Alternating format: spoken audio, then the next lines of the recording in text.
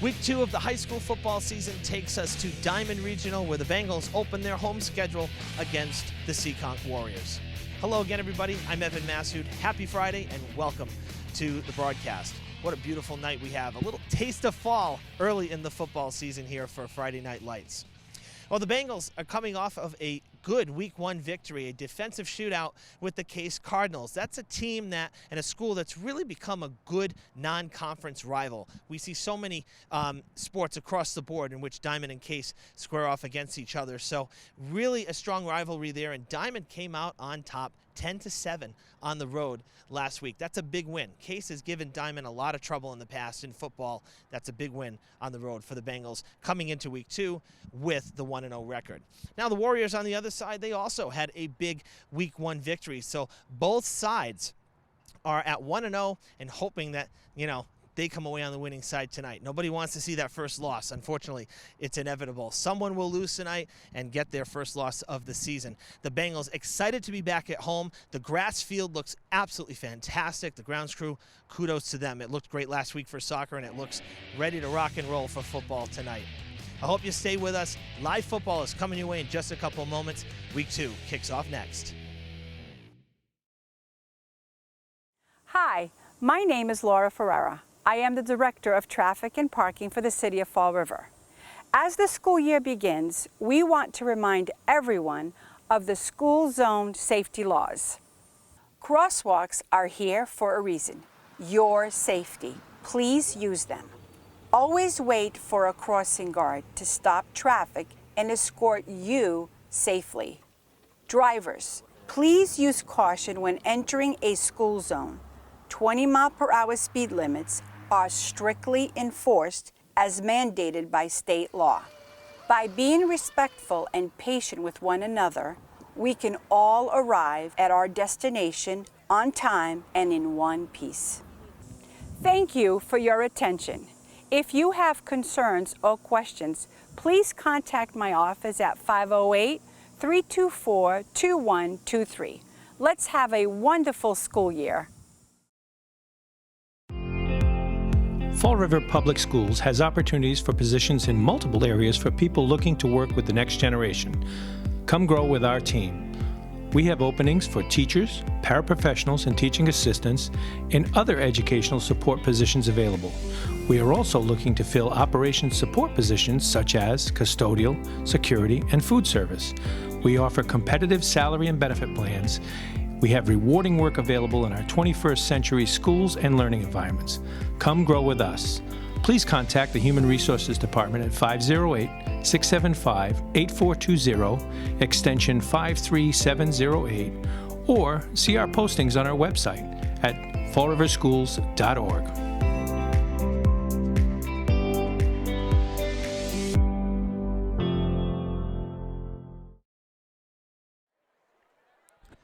Welcome back, everybody, to Diman Regional. Evan Massoud with you as Week 2 of the high school football season is just about to get started. And before we start, we will honor the red, white, and blue with our national anthem. So stay with us here.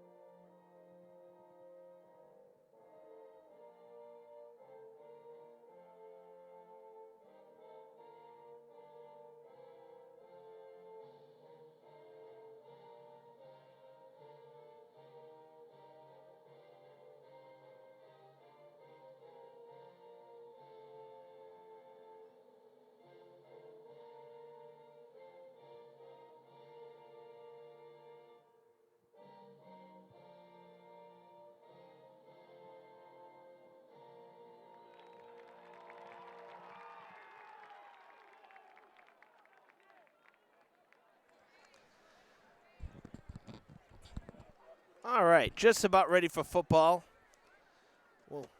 We'll throw our own flag. That was a bit of a false start here. We weren't told if they were doing the anthem or not, so thought we had a couple seconds, but evidently not here. Welcome high atop the roof here at Diman. Sun is set behind me. The school is behind me. Players are on the field. Actually, we're toss it back to the field here because the players, we have a geese problem right now. We had a flyover last week for soccer, and now they just said, yeah, forget the flyover. We're moving in. So I have never seen anything like this. They were literally spread out over the whole field when we first got here. They migrated to the north side of the field, but these geese clearly don't want the cheap seats. Now, a couple flew away. Maybe that'll entice the rest of them to get going. Anybody remember that movie Fly Away Home, the girl with the geese? They need some help here. I've never seen anything like it. It's pretty funny. You never know what you're going to see when it comes to live sports, that's for sure. And in some cases, you never know what you're going to hear. Not from us. You're going to get quality from us, that's for sure. All right. Short return for Byron Bell. And they will get the ball starting at the 20-yard line. Bengals with possession to start it off, fresh off the Week 1 victory. Coach Barry and his Bengals, he says, hey, a win is a win. So I take that as he said, we're happy with the performance, but obviously we can do better. I think that's a very political answer for Week 1. Anytime you win, it's a good thing. But certainly room for improvement, a 10-7 victory. He said defensively the team was great. They forced 3 turnovers last week at Case, and the offense didn't lose the ball once. Well, 9 times out of 10, if you win the turnover battle, you're going to win the game. And they won it by 3 points. So that's a good start to the season for the Bengals and a good start to the opening drive. Complete across the middle. First down for the Bengals, Jaden Aruda. Oh, pardon me. Geez, wrong. Evan, come on. Caden Dias with the catch on first down. A couple years ago, Mayflower Conference, some of the lower division teams were playing 10-minute quarters. Now it's a standard 12 minutes across the board. That was implemented, I want to say about maybe 3 years ago. So 12 minutes here at Diman, 12 minutes at Durfee, 12 minutes wherever you go. Still on his feet, trying to get back to the line of scrimmage. That's going to go for a short loss for the Diman running back, Alex Nguyen, number 6. So here's a little interesting fact for you. I love these little tidbits that you learn down on the field. So Coach Jason Azulay of the Warriors and head coach of the Warriors and head coach Luke Barry here at Diman are first cousins. And there's other family as well on the coordinator side as well for Seekonk. So really kind of a family feud here tonight, which is pretty cool. That's something different. We don't usually hear about stuff like that. So, and our scheduled flyover. There they go. There's some of them taking off.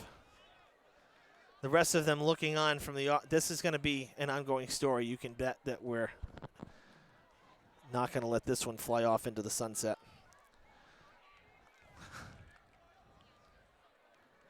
It's Friday, people. We're going to have fun tonight. Great to be back at Diman for football. Good snap, good pass, little screen play action. I don't know, not so much play action, but a good screen right across to the 50-yard line and a Bengals first down. Alex Nguyen with the reception that time, so that's nice to see. Not only, going to be getting snaps as the running back, but able to kind of become a little bit of a slot receiver there in screen plays. Catch yards after the catch, of course, most important, and getting it done right there. Really nice crowd here for opening night. Some fans still filing in. Student cheering section well represented. It's Hawaiian night. Or tropical night. I don't know, whatever you want to call it. I just see a bunch of Hawaiian shirts and different colored flowered leis around the necks of the students. So kind of a cool look. Good time to do it early in the season. You know, you don't want to do this in November when it's freezing. Up and more geese heading out. 2nd and 3 for Diamond, now starting at the 50. 2nd down and 3. Bengals into Warriors territory. Oh, a fumble on the snap. Bad connection there. Looks like they were trying to get it to Bell, and the connection did not happen. Fortunately for Diamond, they were able to hold on to it, and it's actually not a huge loss. They lose about 3 yards, so going to be 3rd and 6 now instead of the 2nd and 3 that they had. So not terrible, but not great.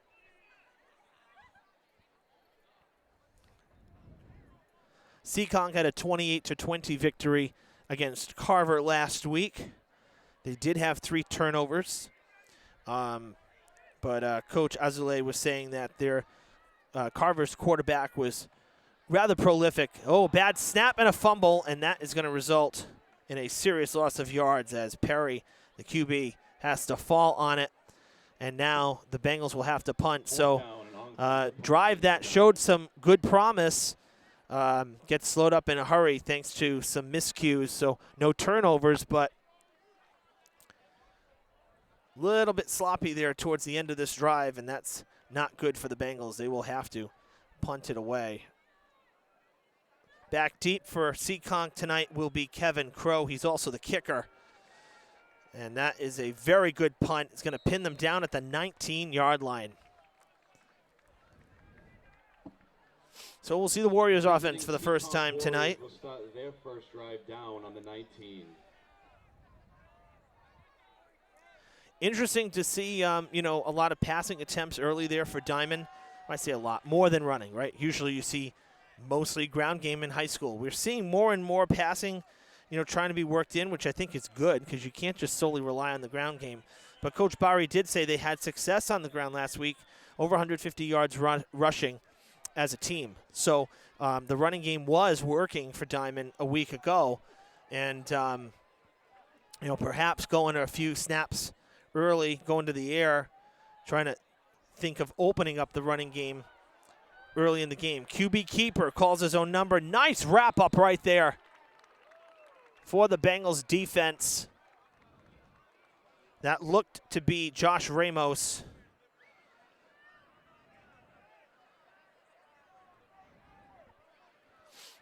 And defensively, or I should say on the line, both sides, you're going to look towards number 75 for the Warriors. Josh Troiano, a senior guard and defensive tackle, 6'3", 305, just committed to a full ride at Stonehill. So congrats to him. He is the anchor, according to Coach Azulay.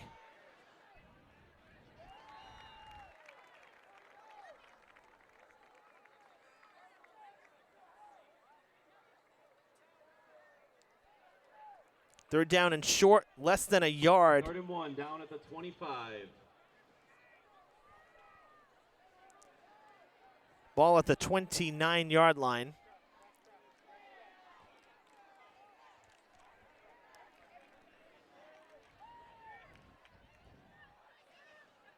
Really less than a yard.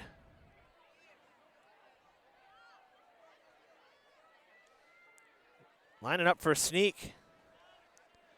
I like the call. You don't see a lot of sneaks in high school. First down for the Warriors.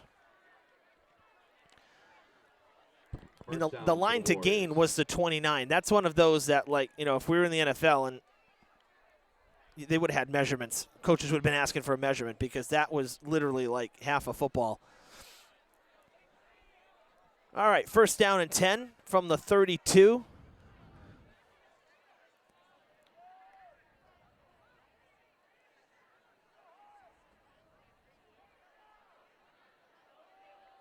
They'll hand it off. Sweeper outside there for Chris Amaral.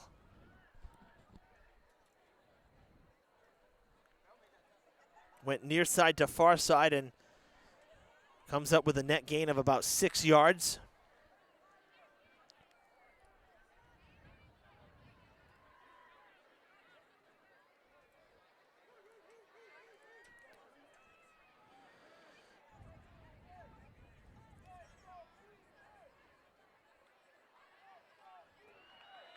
And a flag comes in, multiple flags come in, and it's a false start for the offense. So Offsides on the Warriors.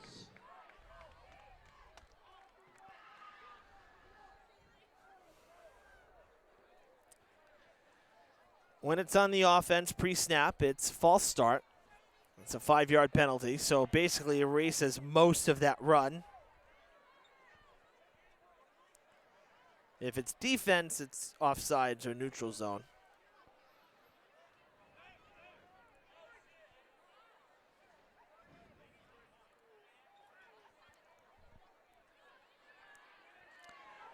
Pressure on the QB. Escapes, hurls it into the sideline. It'll bring up 3rd and 9. And that's really the best thing that could have happened.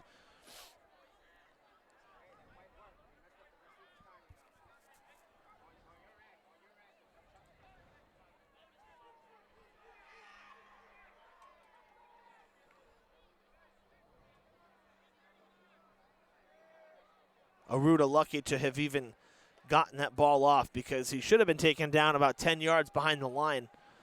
Good pressure that time from the Bengals defense. Have to do it one more time here. 3rd down and 9. Bengals clapping, and I think they just got another false start out of the Warriors. Yes, they did. Offsides on the Warriors, still 3rd down.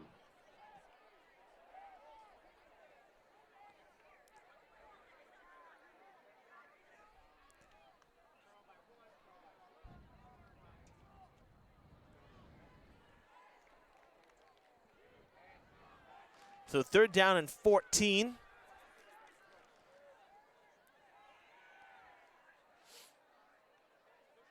Looking to pass, looking near side. Oh, tossing it long and deep towards the sidelines and incomplete. There's some contact. Both players going for the ball. And a late flag. Really? We're going to do this? Did we have to think that badly about it? Well, we do have a flag down on the play. Wow. I hope it's not going to be that kind of a night. That's ridiculous.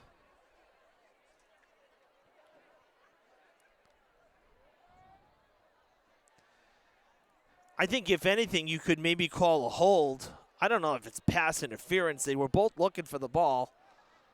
Oh, gosh.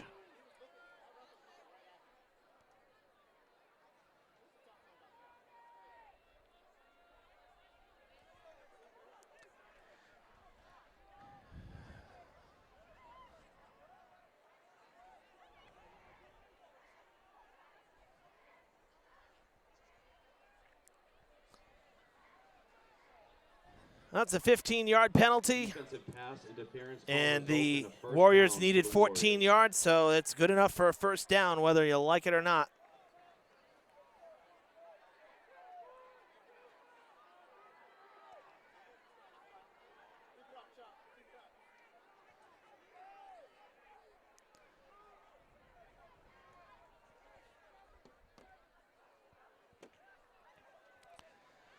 So the Warriors get a fresh set of downs, 1st and 10 from their own 44-yard line. Going to the same spot, wide open, and he hurls it, holds on to it. And I'll tell you right now, the Bengals lucky there that Amaral fell on the catch because he had nothing but wide open space. There is a flag down as well. Pass caught by number 28, Christopher Amaral. 1st down Warriors, down at the 32-yard line.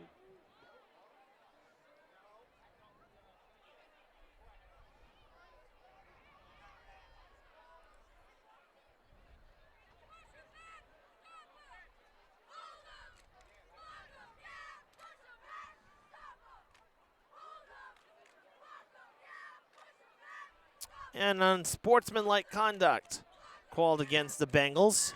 We have an unsportsmanlike. So that's going to be another Diman. 15 yards, personal foul.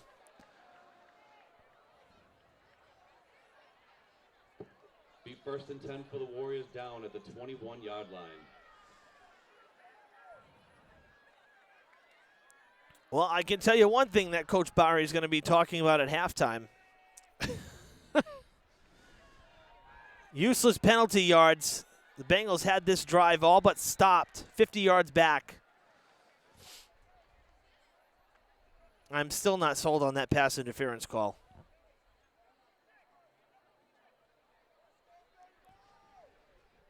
Seven-yard pickup on the ground, 2nd down and 3.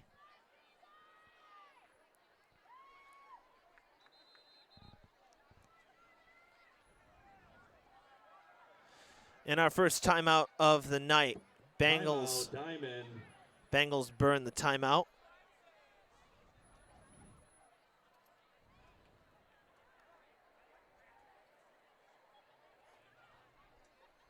.433 to play here in this first quarter.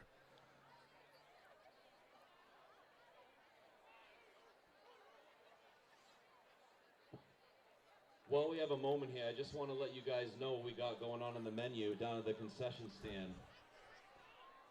We've got pizza, hot dogs, hamburgers, cheeseburgers, nachos, chips, popcorn, water, soda, whatever you guys need. I can smell it from up here, and I'll tell you what, at halftime, I think I'm going to go get something myself.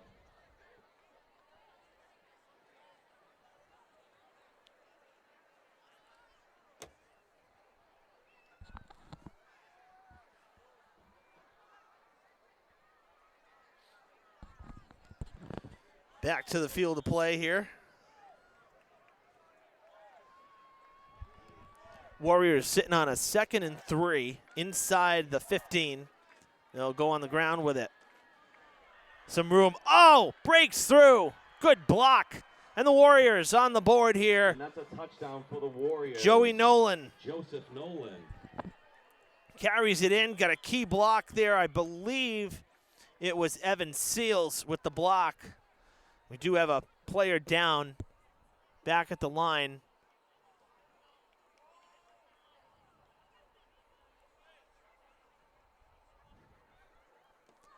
But 6 points on the board for the Warriors here in the opening quarter on their first drive.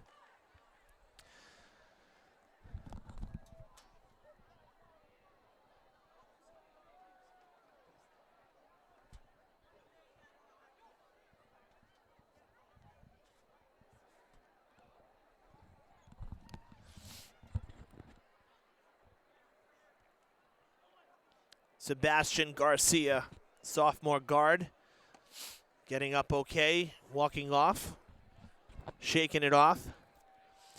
Well, the Bengals have a few things to learn from their first offensive and defensive series here tonight.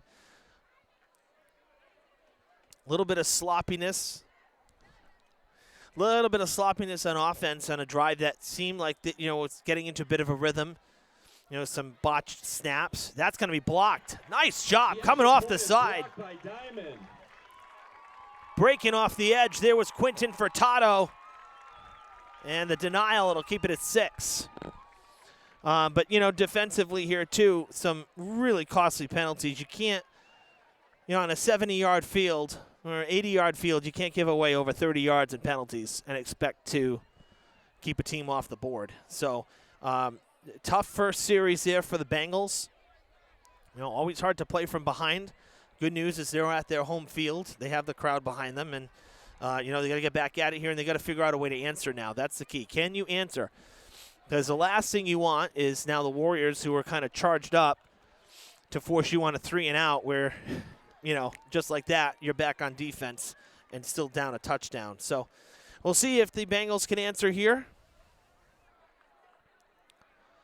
Byron Bell, the deep man for the Bengals, back at the 15 awaiting the kickoff.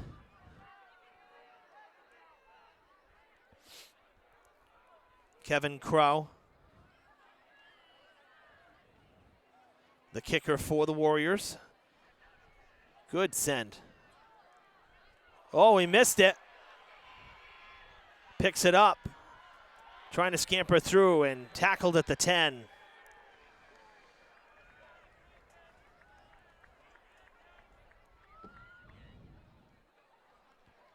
Diman will get the ball back, starting at the 10-yard The Bengals will line. have a very long field. These, these little mistakes are little like fundamental things that, will work themselves out, obviously, too. But that's a tough one as well. That ball, I started getting a little nervous and said I didn't want to say anything before anything happened, but it looked like Bell came in a little too far on it initially, the way the ball was coming down, and so a tough read there. Cost the Bengals maybe a couple yards. Passing on first down. It is caught far side, tackled for short gain, about maybe 6 yards. And that is Bell who comes down with it. And that's a complete pass by Sam Perry.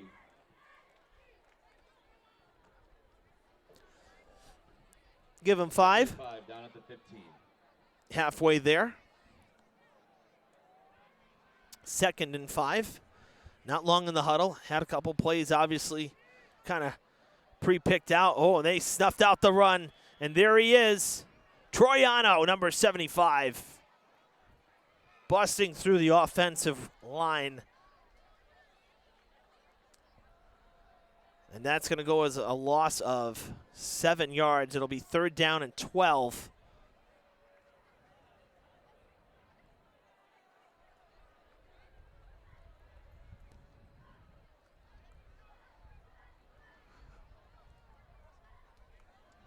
Bengals with new uniforms this year.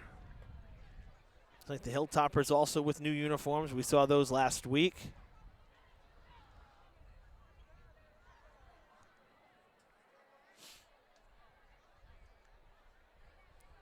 Got to dig out of the hole here. Deep down the field. Nobody home. Out of reach. Overthrew him. That's a good throw. I like the idea, but you really didn't have much of a choice but to pass, but a little too soon on the throw. Didn't allow Bell to get down the field enough. And the Bengals are going to have to punt from the end zone.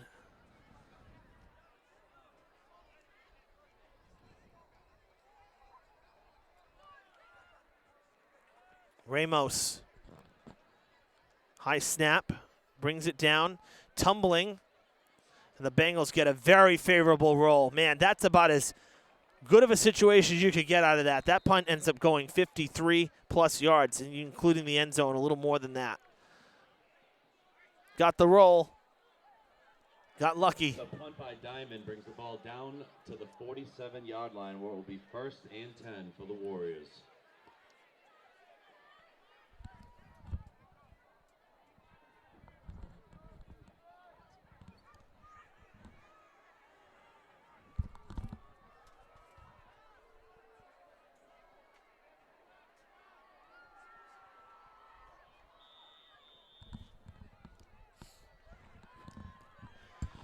All right, a 3-and-out for the Warriors defense. Not what the doctor ordered. A bad snap.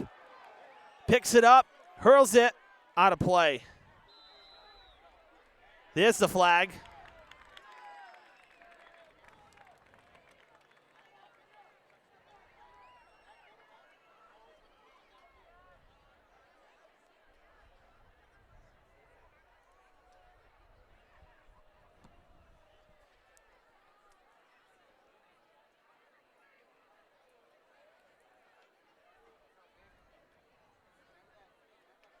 Yeah, intentional grounding. Intentional grounding by the Warriors. Still in the pocket. Nobody near the ball when it hurled it out of play.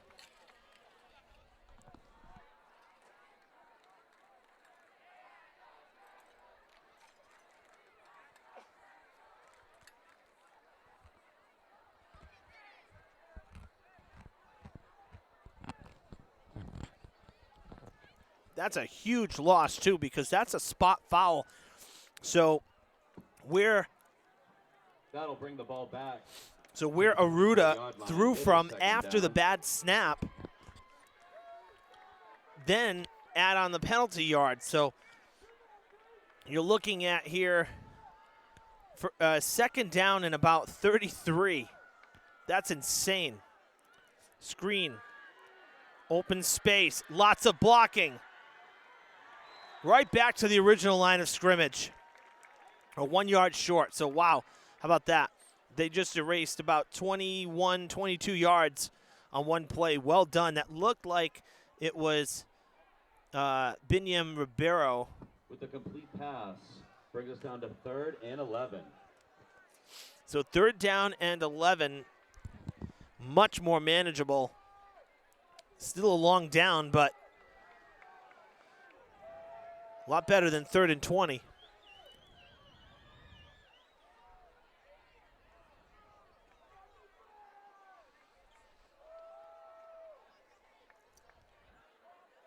We roll up on the final 90 seconds here of the first quarter. Warriors are going to have to take a timeout. Coach is not happy. Timeout, Warriors. Could hear him from up here. What are you doing? Because you saw there was indecision there from Maruda. He kept looking back, then back to the line, to the ball. Looking back to the sidelines like he didn't know what the play was.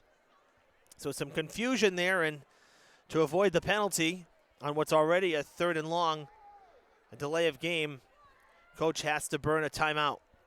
So both sides have used one here in the first quarter.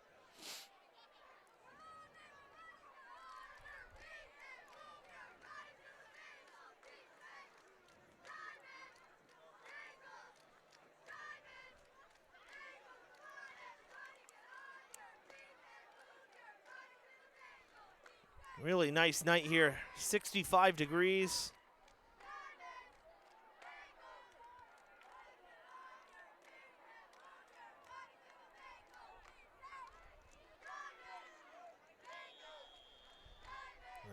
Yeah, 64, now 64. Great night for sports, great night for football. Low snap, Aruda digs it out, steps into it, down the far sideline and just out of reach. And that's an incomplete. That's incomplete. It'll bring up 4th down, and the Warriors will have to punt.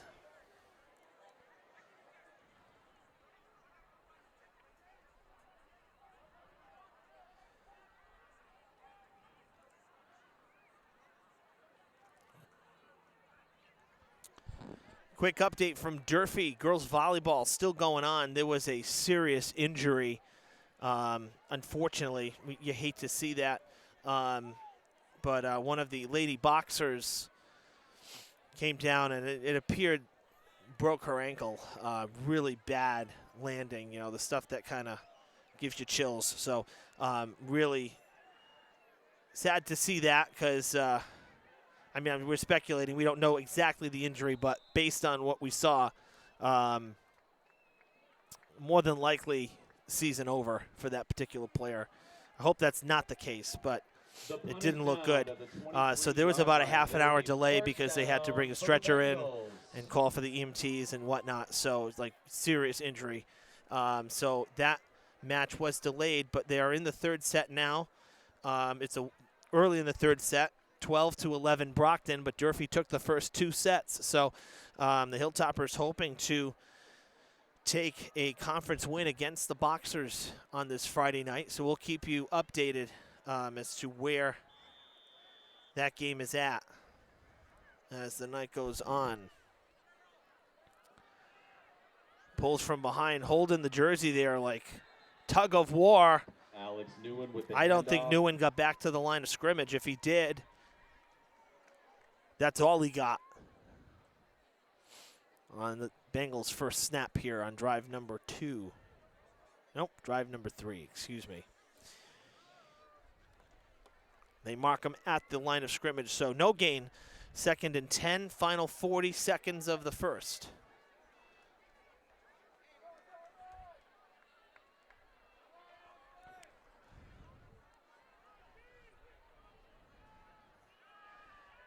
QB scrambling, keeping it.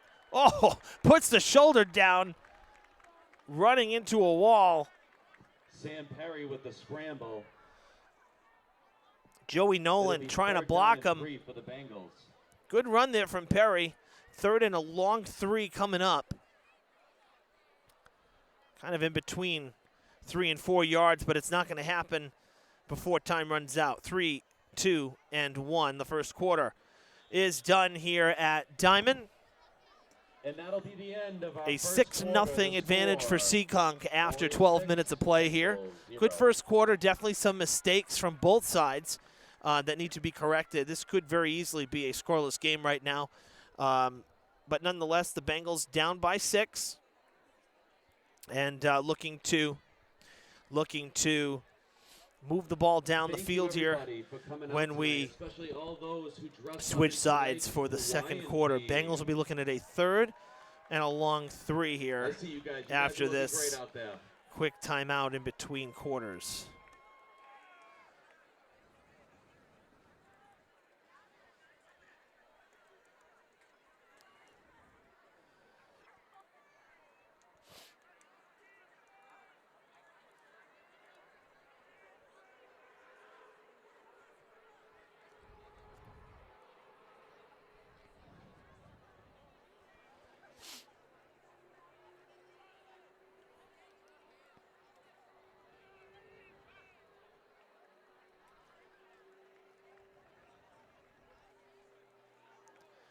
This is a pretty big play here for the Bengals early in this game. You know, you get no gain on the first down. You pick up 7 on second down, so now you're pretty close to it. Really need to move the chains here at this juncture. I think this is a pretty big drive here as we get started in the second quarter. You're only down 1 score, and the defense could use a break here. A sustained drive would be good for this offense and for this defense. They'll hand it off. Wide open hole, gets the block, and across the 40. Handoff to Alex Newen, and that's a Newen diamond first gets down. the block, finds the lane, and moves the chains. A first down for the Bengals. They convert on 3rd and short. And across the 40 they go. Ball is at the 41.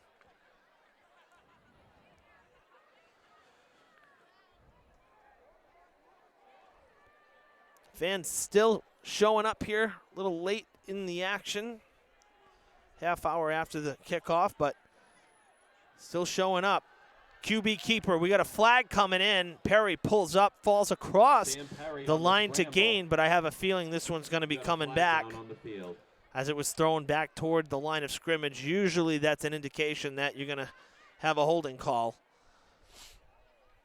And sure enough, holding on the offense, and that will back them up. So that first down run for Perry is taken off the board, and it'll be a loss of yards for the Bengals. Happened a little bit up the field. That's a spot foul for 10 yards. That's why not 10 yards behind the line of scrimmage, but 10 yards from where it happened. So that'll bring the ball back to the 34-yard line. So it'll be first down and 17 now. They'll replay the down.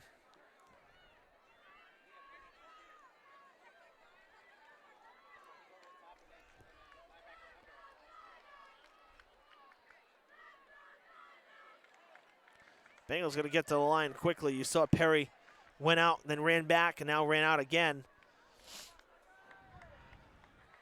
3 wide receivers set on the far side. Across the middle, leaning all over him. That's a flag. Wow. Not to mention, Perry got hit on the back end. All right, that's 2. That's 2 by my count. That was more egregious than the PI in the first quarter.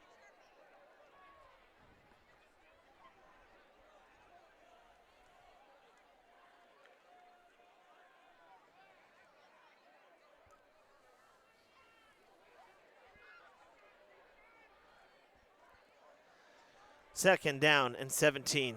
Should be a first down. Perry gets stopped for a sack. Loss of 2. Sam Perry with the scramble. It is third down.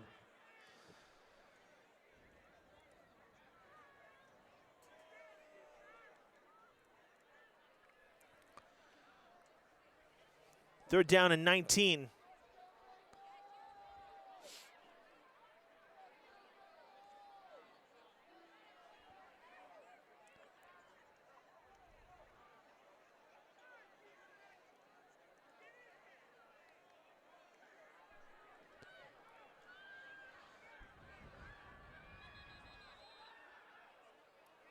Timeout. Bengals have to use their second. Timeout, Bengals.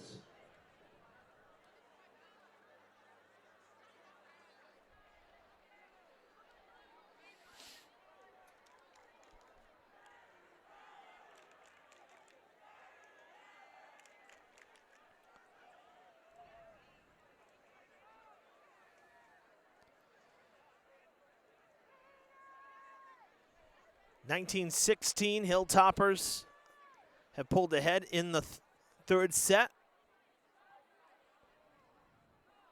Girls volleyball update.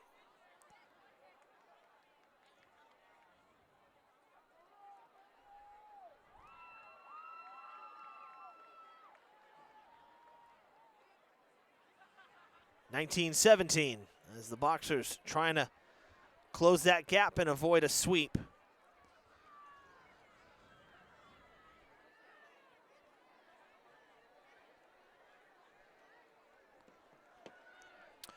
Back to the field of play here at Diman.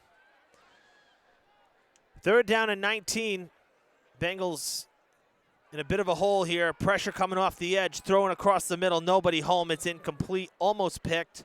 Ball fell a little short. Incomplete pass. But a thoroughly frustrating couple of snaps there. Bengals should have had a first down on a defensive pass interference that was not called. And they will have to punt.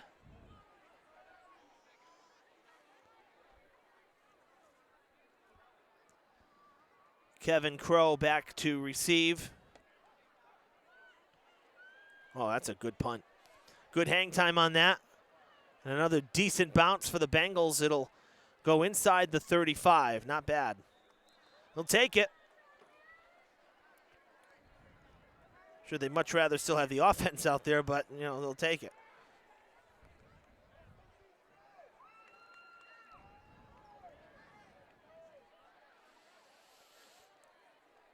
So the Bengals defense will have to go back out again after a short rest.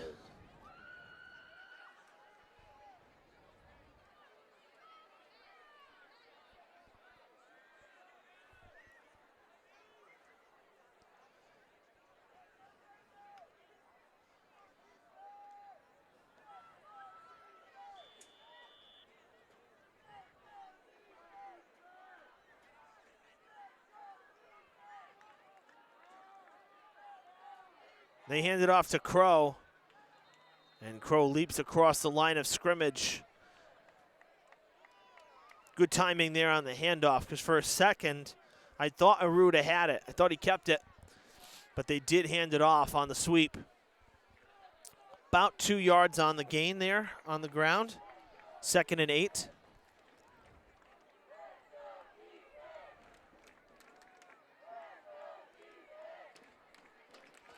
Lively crowd here tonight. Stands pretty full. Certainly well more than half full. Running play up the middle and stopped after a gain of 1.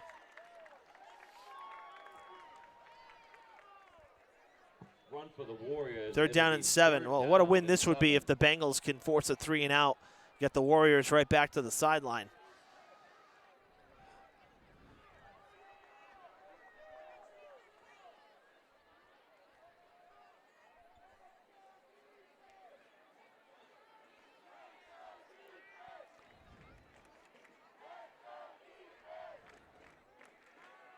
Looking to pass, 3rd and long, pressure coming and going down with the sack.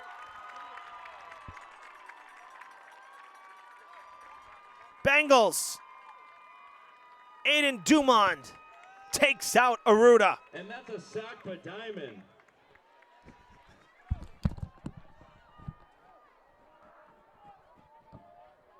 Fourth down and on comes the punt unit for the Warriors.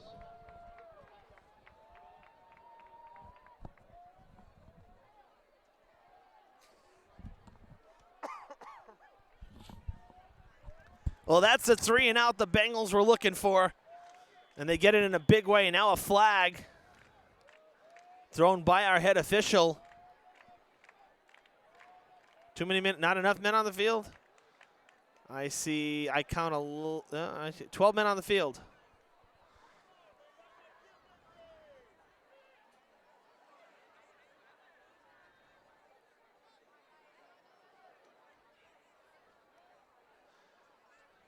There he goes.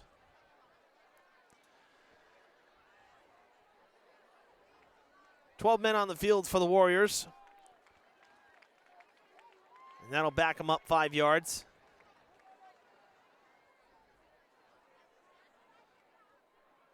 Jared Pereira was out there when he shouldn't have been.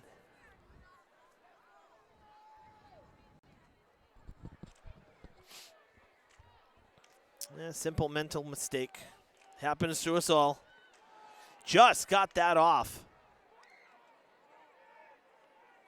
And that will take a good roll for the Warriors back to the 36-yard line of the Bengals. So nice punt. I'll tell you, both sides, the punchers got some good legs.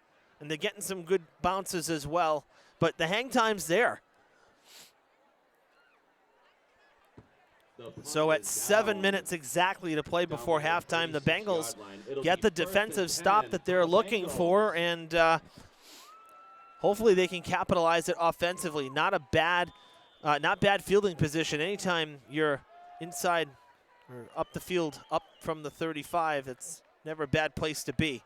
Decent field position for sure compared to some of the spots that they've started drives tonight. Perry, pressure, escapes pressure, has some room. Perry with the first down on the keeper. Sam Perry escapes the pressure. Across the 45, first down at the 48. I'll tell you one thing, the line is doing a nice job because just that extra split second, if Perry has to scramble, it's almost like kind of the parting of the line. You get everybody going one way, everybody going another, and they're opening up a lot of lanes right in the pocket. And that's, Perry's had success with that. High snap, juggles it, dragging the defenders, but it'll be a sack, a loss of 3, back to the 45.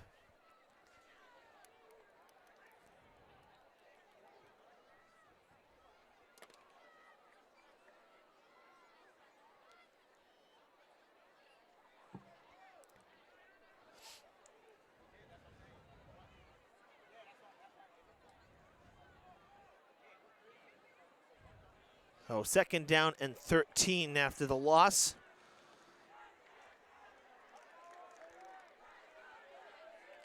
Nice crowd for Seekonk, too. You see the visiting stands there on the top of the screen in the background. This is not going to turn out well for the Bengals. That play had disaster from the start, I'm sorry to say. So slow to develop. You know, the handoff. It'll be third down. Plays like that, 2nd and 13, after you just had a short loss, a small loss, I'm looking to throw there.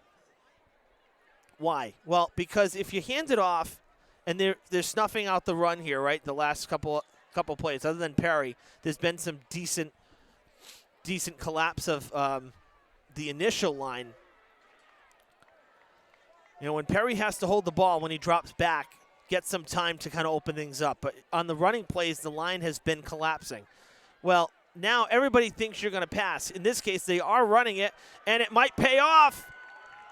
First down for the Bengals. How about that mad dash for Newen? With the handoff. And that's a Diamond first down.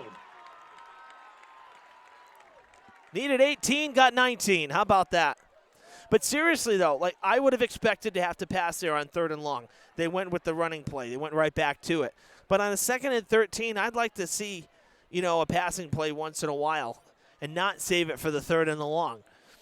But nonetheless, look, see what I mean? You can speculate all you want. In that case, they ran it, got the first down, however unlikely. That's a long 3rd down play. Perry kept it, got about a yard. For a short gain, yeah. 1 yard carry. Carry with the quarterback keeper. 2nd down and 9. Clock is rolling here, coming up on 4 minutes. Bengals have had the ball for 3 minutes on this drive. Everything's been in the middle of the field. So nothing to stop the clock. Warriors will get the ball at halftime. Or should I say after for the third quarter.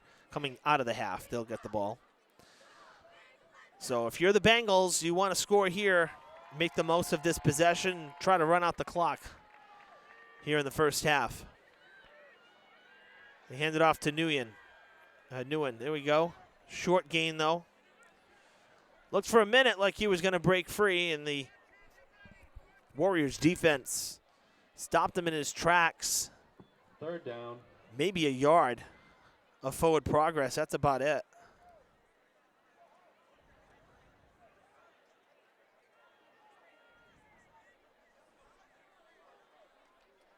Third and 8. It is 27-26 Brockton. They're on set point here. They have to go to extra points because you got to win by 2. Hilltoppers trying to. That's going to go out of bounds. Brockton has won the third set, and Durfee will try to win it in 4. They'll go to the fourth with the Hilltoppers up 2-1. That's a big win there for Brockton to stave off elimination. Caught but dragged down. That's a fantastic tackle. The pass is complete by Joey Nolan. Alex Nguyen, it'll be a fourth that was a good pass. I liked how they set that up. There was a lot of room on this sideline. 4th down and 5. Looks like they're going to go for it. I would. Coming up on 2 minutes. The defense has been decent. And again, so we go back to that first series. Those penalties killed the Bengals. This could very easily be a scoreless game right now. 2 minutes to play in the half. 4th and 5. A huge conversion here for the Bengals. They send 3 wideouts to the far side.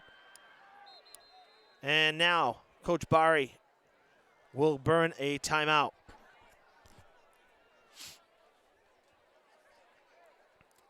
Clock stopped at 1:48.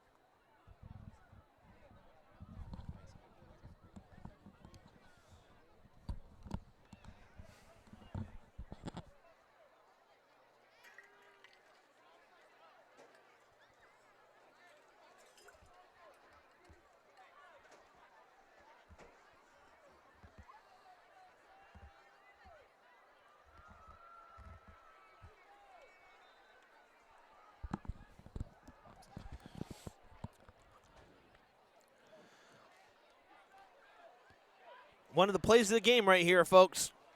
I know it's only the end of the first half, but we're starting to get the feel of this game, and I think points are going to be hard to come by. So this is a big play for both sides.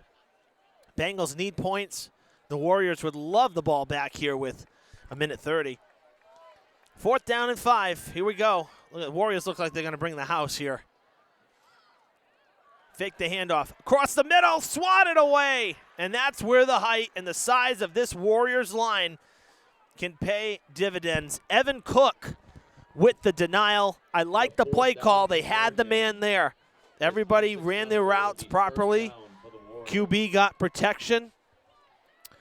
But the defense did its job. So tough break there for the Bengals, but I wouldn't change anything about that play. It was drawn up well, and it was defended well.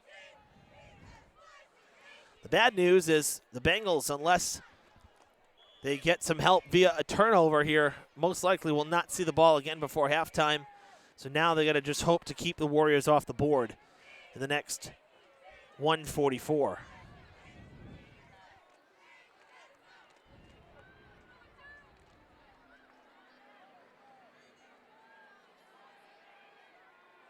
Lots of time, but pressure coming down the sideline Flag comes in. I think that's going to be. Pass is incomplete from Aruda. No, he was out of the pocket. It's not. Can't be intentional grounding.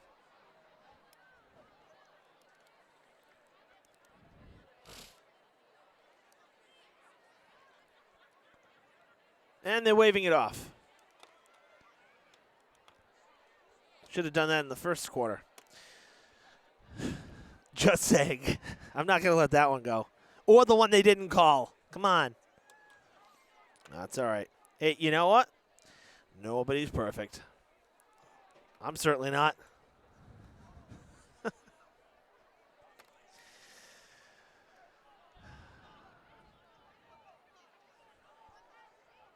So the incomplete, good pressure there by the defense. I'll tell you, the Warriors line held for a while, and then the defense got through and really had Aruda scrambling. So 2nd and 10 after the incomplete from the 35.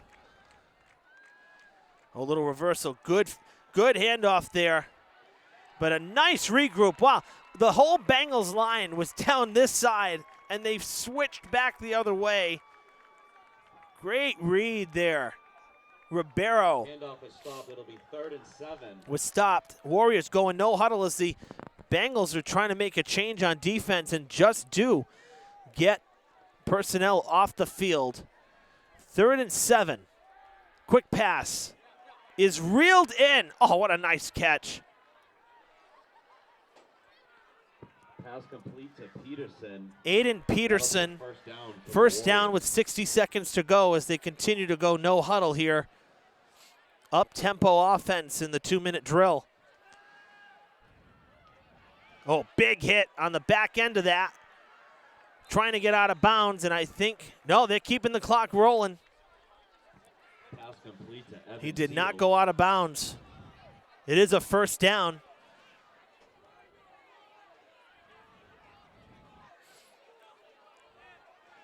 Now the clock is rolling again. Defense has to get set. A little bit discombobulated. 30 seconds. Passing. Incomplete. And that'll stop the clock at 26 seconds. Incomplete. I'm impressed. You rarely see a no-huddle offense in high school. 26 seconds left in the half.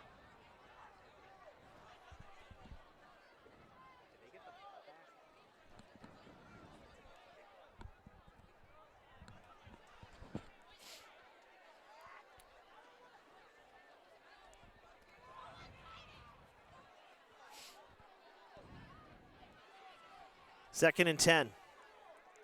Remember, the Warriors will get the ball to start the third quarter as Diman received the opening kick. So to go no huddle and try to get some points here at the last second. Picked off! There's a lot of green on that far sideline. Interception by Diman. Down the far sideline. Down the sideline. Tackled. Byron Bell in the red zone with 12 seconds to go. With a chance to score. How about that? No flags. A clean pickoff.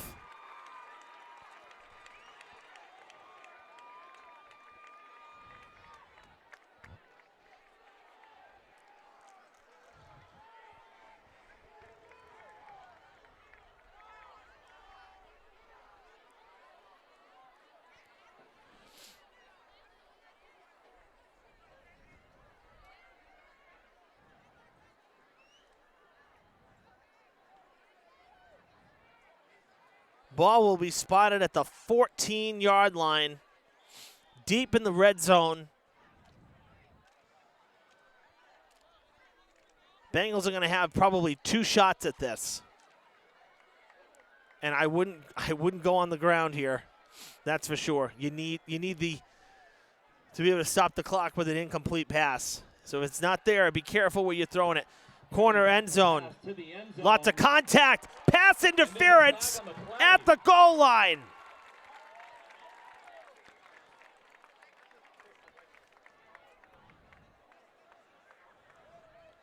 At least that's what it looked like. We're a long ways away.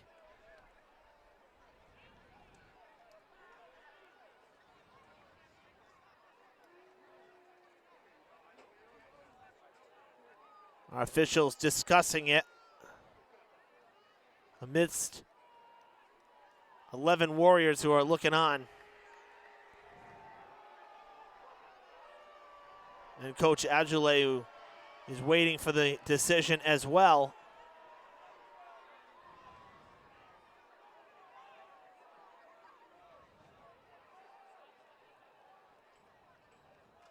Here's the call. Pass interference. Offense! You gotta be kidding me. Pass interference, offense.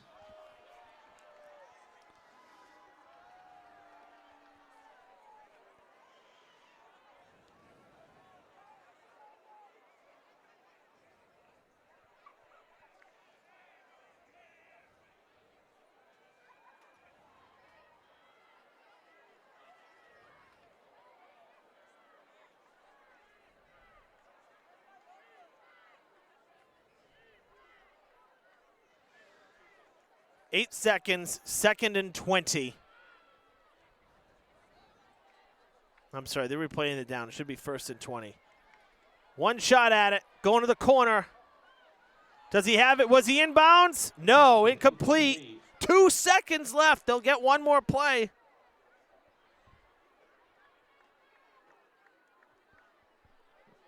Two seconds left before the half.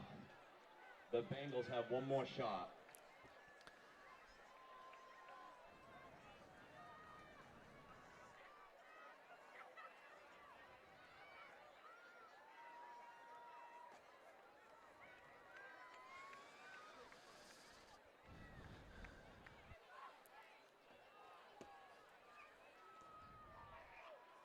Second and 20 with 2 seconds. And if this penalty keeps the Bengals off the board, that's going to be the story of the first half. Across the middle. Incomplete. Batted away. Incomplete.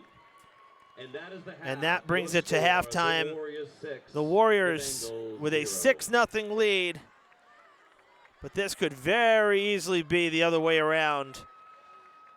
Seriously, some missed opportunities and some extremely costly penalties. You finally get a turnover. You get something to go your way. And you get tagged with an offensive pass interference. I looked back at the replay. I'm still not 100% sold on it. Not in that spot, at least. Stick around at halftime. But nonetheless, from your Diman. The Bengals find themselves down. I'll tell you, they're down 6-0. It feels like it's more than that just because of some of the struggles offensively and some of the bad penalties that have been committed on the defensive side. So, it hasn't been a horrible game, though. This has been a tightly contested game.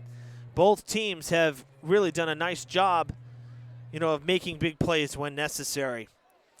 All right, we're going to step aside here at halftime. There's 20 minutes on the clock for halftime. So we're going to run a few feature pieces, one of which here, I know Diman very excited of the prospect here of the process getting started for hopefully, a new high school. I'm going to give you a little inside look at what Durfee's got. We did this promo last spring to offer all of the, or late last winter really, to show all the elective courses that Durfee has to offer, and there's a lot. And, it's a new high school. We're proud of it. We're proud of our new space.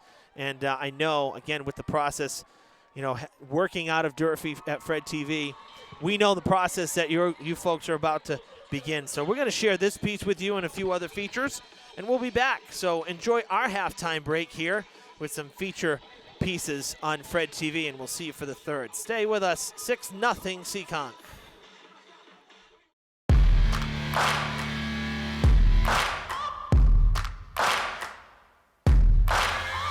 Searching for greatness in a sea of the dying and shameless. A sea of the aimless. I don't want to be one of the nameless. I'ma wake up with the mindset that one day I'm gonna make it. And I don't think I'll be fine if I don't break my limitations. Don't try to stop me, I exist to write my own story. I'll make a decision if I want some peace or if I want the glory. Yeah, don't want a life that is complacent or possibly boring. I just want a life that is worth every day exploring.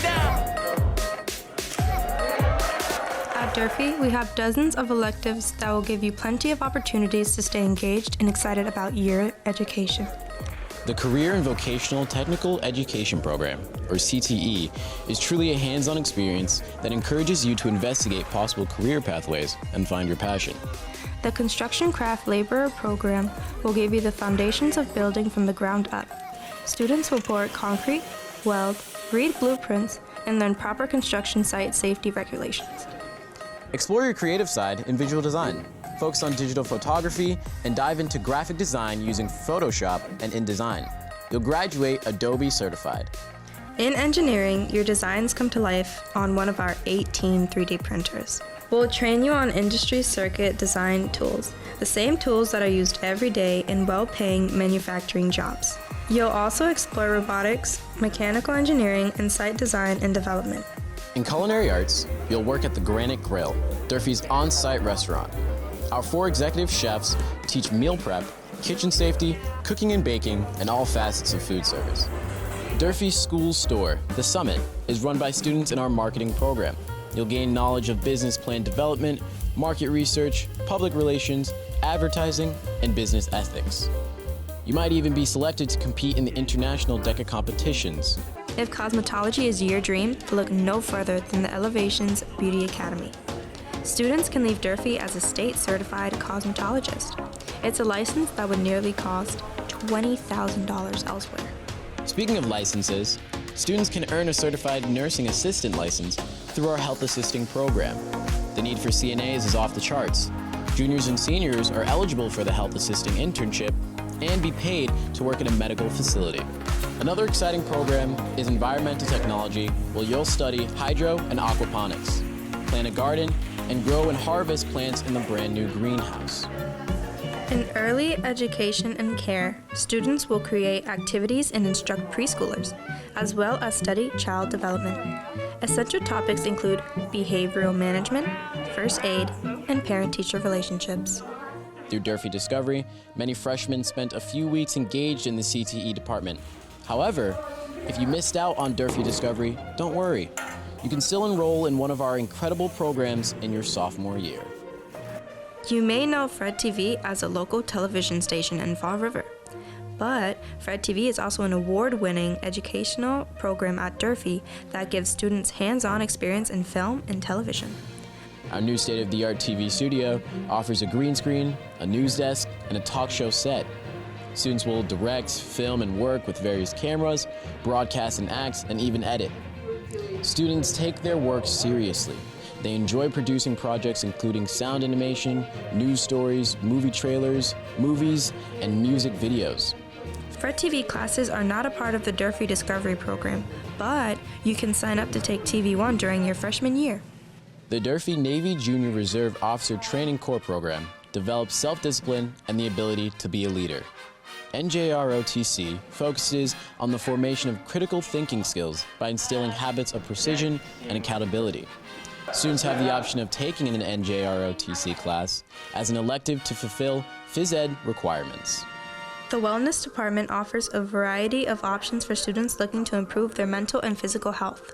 CPR, first aid, lifeguard training, and swimming for fitness utilize the new regulation-sized pool, health, walking for fitness, and stress management in our health and fitness wing, and individual and team sports and PE buddies through Learn to Serve. In visual arts, students might work outside their comfort zone. Your creations could even be displayed in the new gallery. In sculpture, students brainstorm and build 3D objects using a variety of materials such as cardboard, tape, and wire. The ceramic studio boasts a professional setup equipped with pottery wheels and kilns that reach over 2,000 degrees. Students mold small and large vessels that are artful, useful, or a little of both. Foundations of painting or drawing teaches you the basics with 2D materials like colored pencils, watercolors, ink, and collage. We also offer AP 2D art for the more serious student. In fashion design, we have a fully stocked studio with fabrics of all types. You'll learn to design and sew clothing, home goods, handbags, and more. Always wanted to learn how to play an instrument? Percussion, piano, and guitar classes are available for the aspiring musician. Instruments are provided, so take your pick. Band, chorus, and orchestra meet daily. Students in these ensembles perform in at least 2 public concerts each year. Are you a garage band fan? Learn how to compose your own musical masterpiece in music production. Theater design and construction is for students interested in learning and applying technical skills for both concerts and theatrical performances. You'll work collaboratively for Durfee High School productions and other public events. Additional arts department classes include acting, musical theater, and music around the world. In Learn to Serve, students are required to complete a minimum of 20 site-based community service hours each term at Durfee and around the city. Students who exceed 100 community service hours are eligible for additional scholarships. Project Red and Black is a full-year honors-level service learning program. Seniors work closely with nonprofit agencies while receiving personalized education in the core subjects. To be enrolled in Project Red and Black, you must have a recommendation from your guidance counselor. In the English department, students can expect to craft short stories, poems, and even plays. Freedom of expression comes in many forms through our Freedom Writers and Creative Writing courses. Intro to Media Studies teaches writing for newspapers or magazines. Other electives will have you diving into great stories in the thrillers and chillers and heroes and villains classes. Computer science elective courses in the math department are offered from introductory to AP level and explore cryptography, app development, and robotics, as well as algorithms, big data, the binary number system, and more. Additionally, a cybersecurity class is available. Problem solving and creativity are essential. In science, there are a number of Project Lead the Way electives, including biomedical, which allows students to examine the world of medicine. Discover the universe with our brand new observatory and planetarium in our astronomy course. Other science electives include human biology, forensics, and meteorology. Durfee offers curriculum that connects individual students to the global society. Social studies is a civics lens that shows students their voice matters. You'll examine historical themes and social justice. Available electives include African American Studies, Sports and American Life, History of Fall River, Psychology, Criminal Justice, and Sociology. Multi-language speakers are sought after in the workforce. New for the next school year in the World Language Department, Arabic 2 will be available to students who have already completed Arabic 1. While students must fulfill the world language requirement, additional courses explore politics, culture, history, cuisine, and sports worldwide. Students might consider Latino studies, global citizenship, invitations to French language, and Spanish culture. For more information about these courses or the many other electives available to you, schedule a time to speak with your guidance counselor.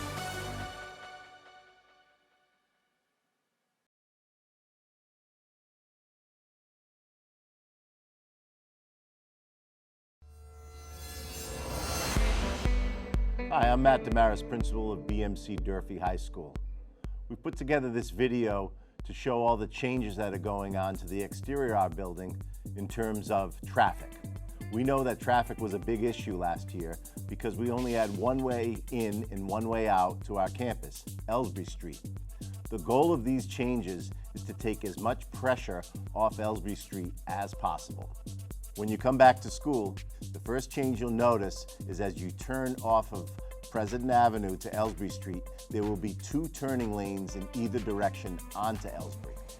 The city will be striping Ellsbury Street to have 1 lane traveling north straight through to BCC, and the left lane will be the turning lane onto Durfee's campus. A change that you will notice is that we have reversed the traffic pattern in the parking lot immediately adjacent to our field house. So what that means is you can enter the campus taking a left near the Driscoll skating rink across from Dunkin' Donuts onto the campus, and you can drop your student off and then exit near the front of the school. Our traffic pattern in the north parking lot will remain the same.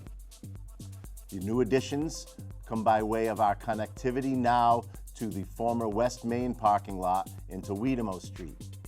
We're hoping that many families take advantage of this access point by entering the West Main lot via Ray Street, coming down the hill where you can drop your student off near the field house, and then exiting the campus by way of Wiedemo Street.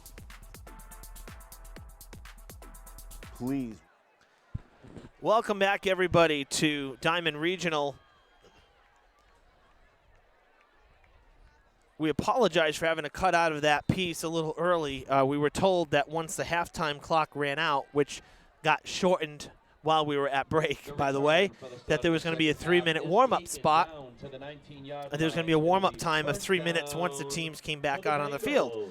And that did not happen. Clock ran out, and the teams just took the field. So we thought we had a little more time on our hands. Second of all, am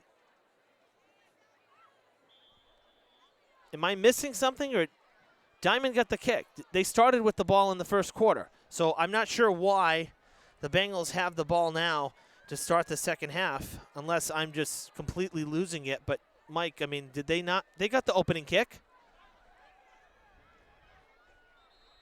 Yeah, they got the opening kick because they started the drive, then they got backed up on penalties, and then the Warriors, on their first drive, went down the field.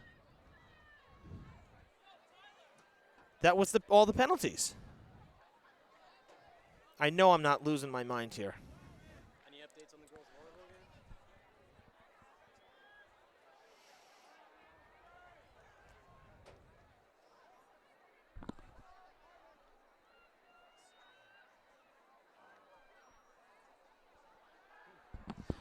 Far side pass is complete on second down.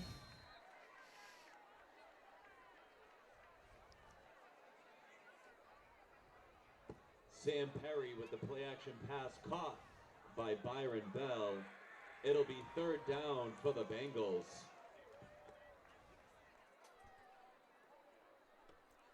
Yeah, okay, good. I'm glad to see that I'm not really losing. I mean, it's been a long week. So, so I don't know what happened, but the Warriors were supposed to have the kickoff for the second half because Diman got it to open the game.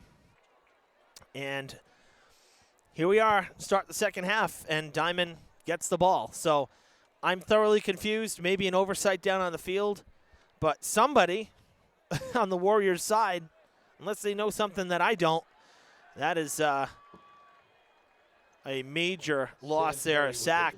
And that's a sack for the Warriors. So the Warriors get the 3 and out. They're going to get the ball anyway, but I don't know what the heck just happened. Thoroughly confused. Fourth down and on comes the punt unit for the Bengals.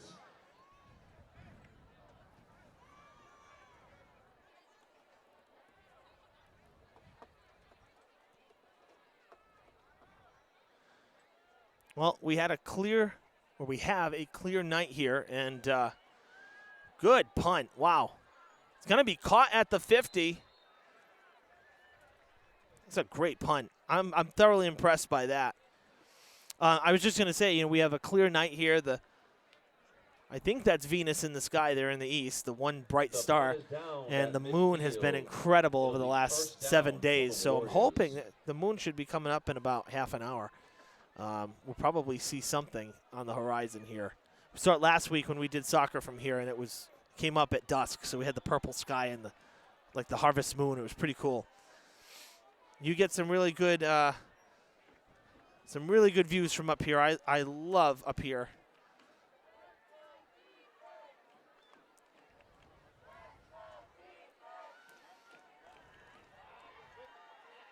I believe the Hilltoppers won for volleyball. The stream ended, and based on time elapsed, I doubt it went 5 sets. I think Durfee won it in 4, but we are trying to get some confirmation on that right now. We can't right now. Once the stream ends on YouTube, you cannot immediately go back and watch it. There's a little bit of processing time that goes on. So trying to get you a final on that, but I'm fairly confident that the Hilltoppers won in 4 sets against Brockton tonight, the Lady Hilltoppers. But we'll try to get a final score for you.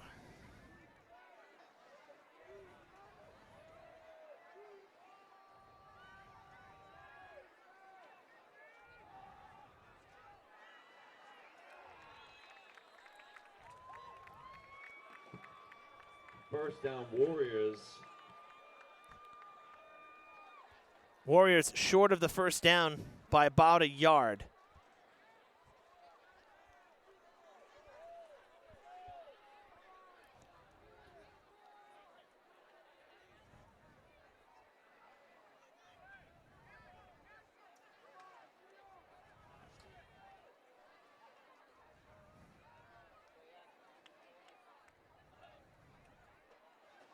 Okay, so here's the news as he goes down in the backfield. Brockton forced a fifth. The stream ended. The stream's on a scheduler, right? That's because it's an automated camera. The medical break was so long that at 8 o'clock, the stream cut out after 3 hours. So I think they're working on trying to get that back up and running as well here at the field house. So Durfee and Brockton. Durfee took the first 2 sets. Brockton took the last 2 sets. That third set, improbable, 28-26. And they are in a 5th set to decide the conference match. 4th and 5. And the Warriors electing to go for it at just about midfield here. And now a timeout. You know, we were talking about the no-huddle offense earlier, and then, at halftime, Mike Fernandez, one of our cameramen tonight, and I were talking, and he said, that can go one of 2 ways. He said, and it's true. The Warriors were supposed to get the ball to start the second half. You're up by 6. Why not play it safe and just run some plays on the ground rather than a no-huddle where it's up-tempo, you're rushing things a little bit, you chance an interception. The Warriors are super lucky that they are not tied right now with Diman, or perhaps even down, because the Bengals should have scored at the end of the half. And you had that pick, so that's what I'm saying. So there's a balancing act there, and I was surprised to see no huddle. I could see if you were down a score, looking back at it now after having a few minutes to kind of process the first half during halftime. If they were down, the Warriors down 6-0, I get the no huddle a little bit, and especially if they weren't going to get the ball at the second half. I get that. It's a 2-minute drill. But they were supposed to get the ball to start the third quarter. So, I don't know. It's a tough call. I was impressed by it until the pick. It was just a bad throw. But I thought they looked pretty good. And, again, you don't usually see that kind of an offense in high school. So, I do give them credit for trying that. On 4th and 5 here out of the timeout. Down the field. He has his man. Did he overshoot him? Oh, I think he held on. No, they're waving it off. Dribbled the ball, but he should have had it. Oh, man, that's frustrating. And now an injury down on the field as well. Might have cramped up there. Looks like he's stretching out. Oh, man, it's a beautiful pass from Aruda. And it was on the money. I'm impressed. Some of the passes tonight have been, for both sides, they've been pretty accurate for the most part.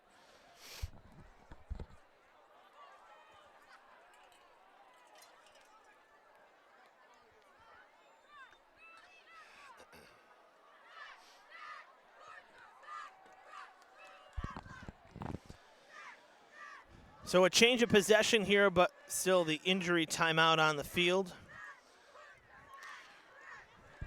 Remember, folks, we live stream here on our Facebook page at Fred TV Sports. Be sure to like and follow us if you have not done so. If you don't have Facebook, you can catch the game after the game, watching either on local Channel 9 or via our YouTube channel, Fred TV Sports. That's where we archive everything. As soon as the game is over, whether we're here or whether we're at Durfee, I pop back into the station and upload it right after the game. So usually within an hour, the game is available on YouTube, and you don't need a login. Although if you do have a login, we encourage you to subscribe to us on there as well, so you don't miss any uploads. You can watch them back. YouTube, a little easier to stream on your TV sets, on your smart TVs than Facebook. Sometimes there's some lagging. So if you can't watch on Facebook Live, you can stream it back on YouTube and watch it in high def as well. 1st and 10. Outside, got tripped up after a gain of about maybe, I'd say 3 yards. With the handoff. Nguyen gets the ball.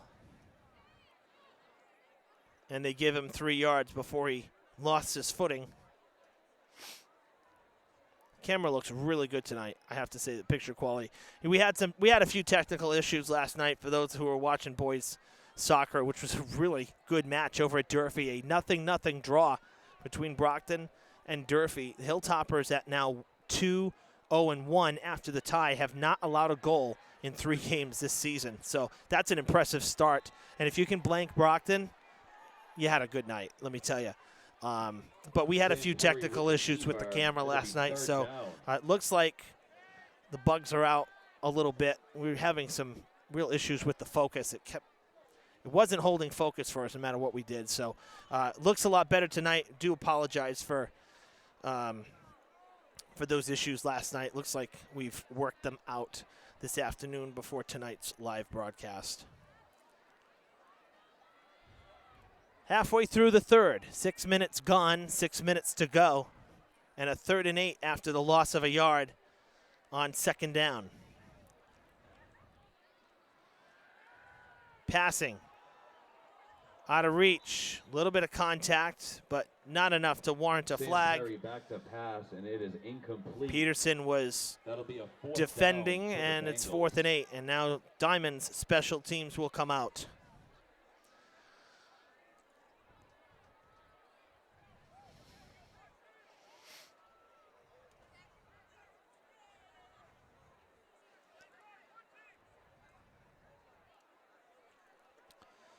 Diamond's schedule very balanced in terms of home games and away games. This is like the ultimate schedule. I love it when this happens.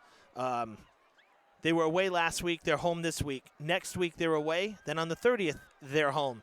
So it's back, every other week. October 8th they're on the road. Then October 14th they're home. Then there's a bye, and then they're home on the 28th. That is as balanced a home away as you can get. So their next game, next Friday at 7, will be at Bristol Plymouth, just up the road in Taunton. And then on September the 30th, back home against Blue Hills. So next week with BP, conference play begins for the Diamond Bengals, and it'll run through the final 5 games of the first 7. So BP next week, the Craftsmen, and then we'll see the Blue Hills Warriors on the 30th here, weather permitting. That's the next time we'll be back here at Diamond. For Seekonk, they were on the road last week for Carver. They're on the road here this week. And then they are home the rest of the regular season. They're only playing 6 games, or at least there's only 6 on their current schedule. They'll host Apponequet, Uxbridge, Bourne, and Fairhaven. Down the far sideline, a huge play, huge run there on first down to get the Warriors. That'll be a first down for the Warriors. Aruda kept it and took it across midfield. I think that might be the largest offensive play of the night. Longest pickup for either side.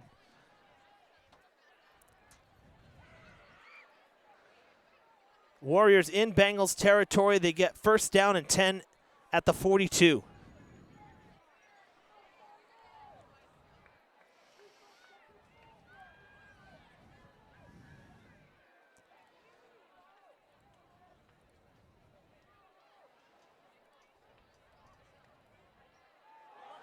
Fumble. Bengals have the ball. Dropped, and it's recovered by Diamond. Second turnover for the Warriors. The first one was the interception at the end of the half. And this one, a fumble on the snap here in the third. Can the Bengals take advantage of the miscue?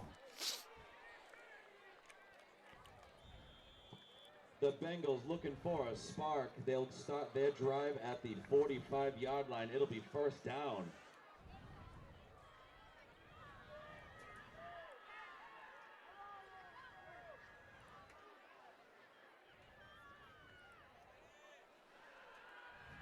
Passing down the field, has his man reeled in Pass is thrown by at the Perry. 25 in double coverage. And that's a first That down was for the Caden Bengals. Dias. Caden Dias.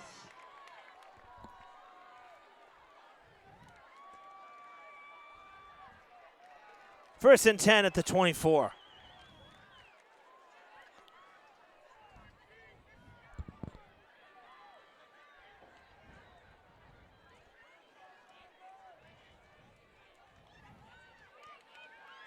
They'll run it on first down.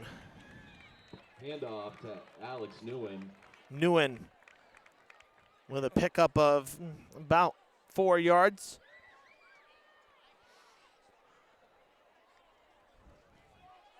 Brings up 2nd and 6.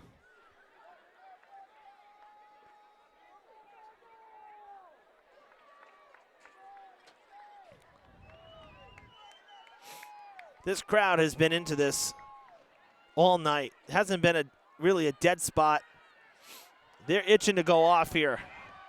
Perry with the keeper goes out of bounds at what looks to be the 14-yard line. Sam Perry with the keeper. Just inside the 16, and they're walking up the 15 now. So it'll be 3rd and 2, 4-yard carry. Ran a long way for 4 yards.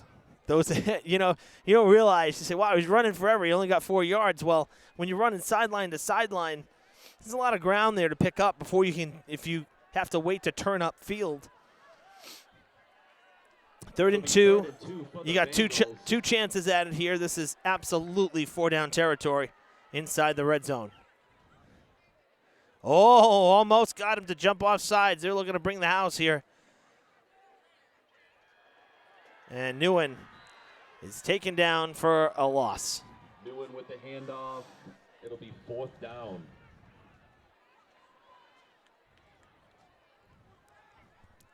Loss of 4.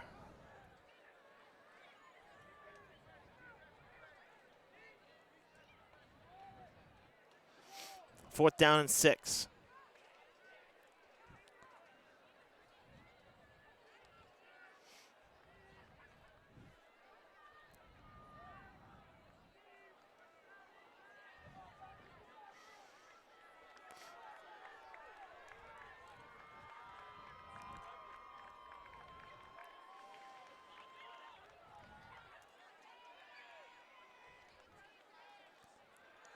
Oh, pocket's collapsing. Perry has to dive, and he's short.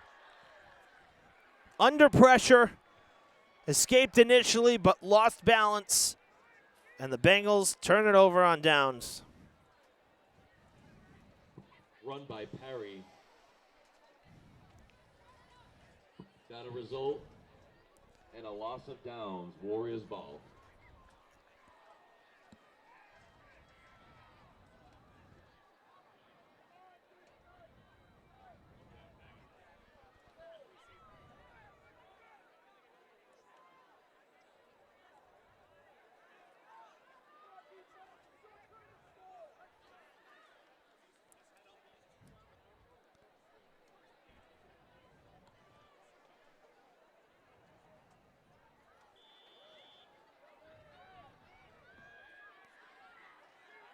First and 10 Warriors at the 19.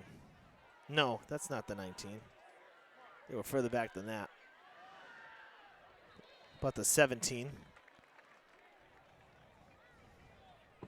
Aruda with the keeper.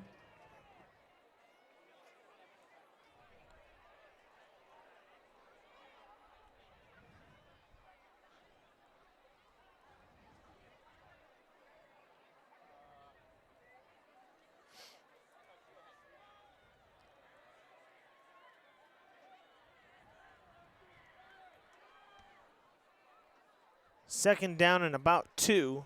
So we come up on 2 minutes to play in the third. And that's enough for a first down.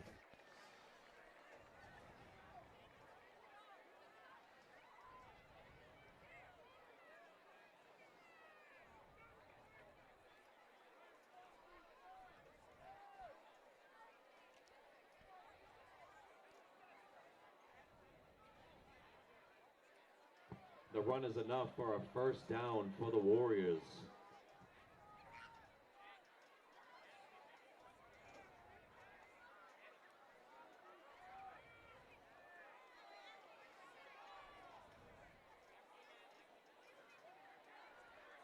A seam up the middle, and had it not been for wrapping up the ankles there of Aruda, he was gone.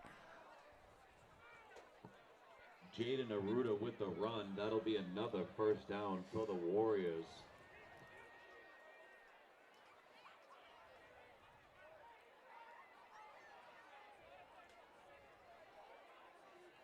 All right, breaking news from Durfee. The Lady Hilltoppers winners in 5 as they hold off the Boxers.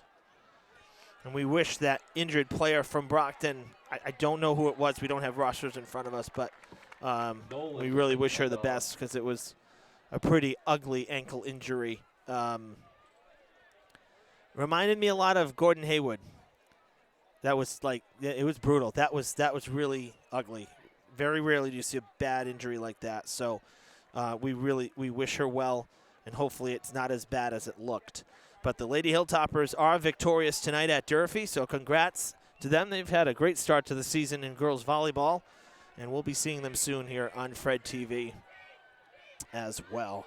In fact, as soon as next Wednesday, but via a slightly different outlet. So as we come to the end here of the fourth quarter, we'll run down next week's schedule a little bit. We got a lot going on here.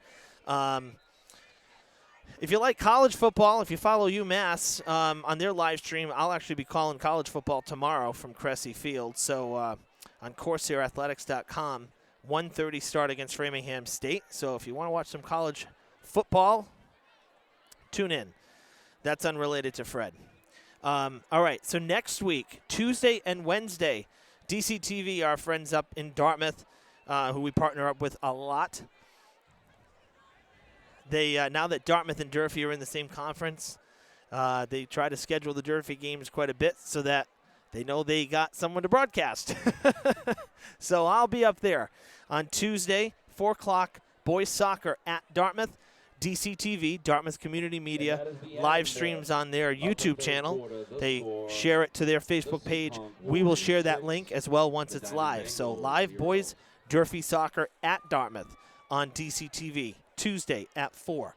Wednesday, girls volleyball, Durfee at Dartmouth. I'll be there for that one too. 5:15 start time from the Carlin Lynch Activity Center at Dartmouth High School. That'll also be live streamed on DCTV. We'll share that link with you as well. Next Thursday at home here in Fall River, we see the Whalers for the first time. Girls soccer hosting New Bedford at Mac Aldridge Field. That's a 6 o'clock start here on the Fred TV Sports Facebook page. And on Friday, football returns to Durfee. Somerset Berkeley coming to play at Mac Aldridge Field as the local rivalry non-league play here continues for Durfee. They'll host the Blue Raiders. That's a 7 o'clock game 1 week from tonight. So a very busy week next week. Well, particularly for me because I'm doing 4 games. But we got a lot coming up. So be sure to stay tuned. You're basically getting to see everybody but field hockey. Field hockey's playing Saturday at 1. We will next Saturday at 1. That'll be recorded. I'll be out of town, unfortunately, but we will record that one. We'll have that one on the air as well. So every team next week is accounted for on Fred TV, which is great. We try to, go as across the board as we can. So I should say every Durfee team is accounted for next week. And then we'll be back here at Diman, or we're scheduled to be back here at Diman. Let's see. Looks like Monday the 26th, girls volleyball. That's, I think, when we'll be back next. So, but definitely a very busy week here as we already are getting to the second half of September. It's pretty crazy how fast time goes by. It really is. A brief timeout there in between quarters as we had an injured player being tended to for the Bengals side of things. And play is right at midfield, so this is a very quick switch around from the third to the fourth quarter. 3rd and 4 at the 47-yard line. It'll be 3rd and 4 as we begin this fourth quarter. Come on now.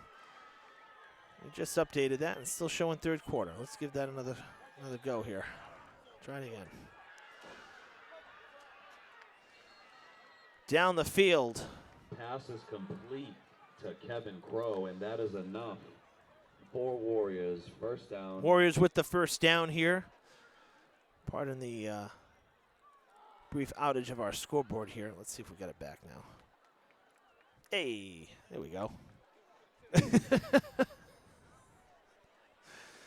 Okay, 4th down.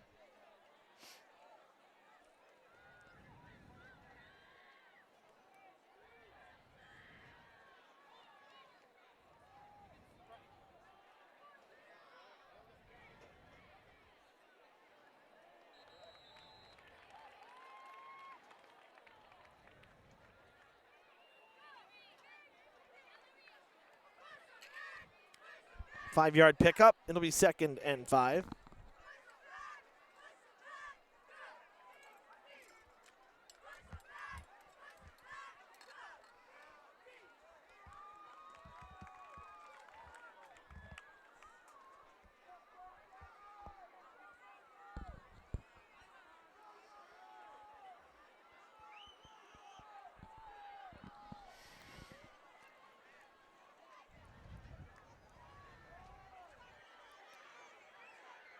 Still on his feet, breaking 1 tackle. And surging ahead, Joey Nolan, sophomore at 6'1", 210. I wish I was that big and athletic when I was a sophomore in high school. Needless to say, there's a reason that I wear the headset, and we'll leave it at that. That'll bring the ball down to the 35-yard line. 6-0 here with 10 minutes to play. Bengals defense been out there a long time. They've got to be tiring.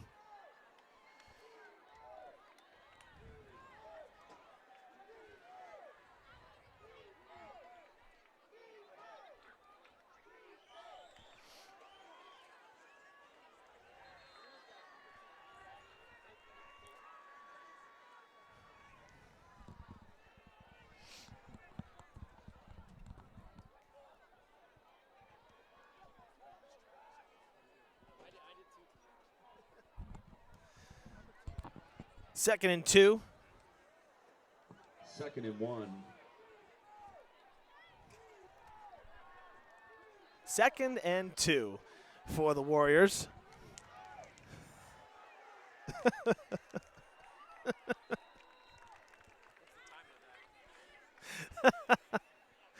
Oh, man.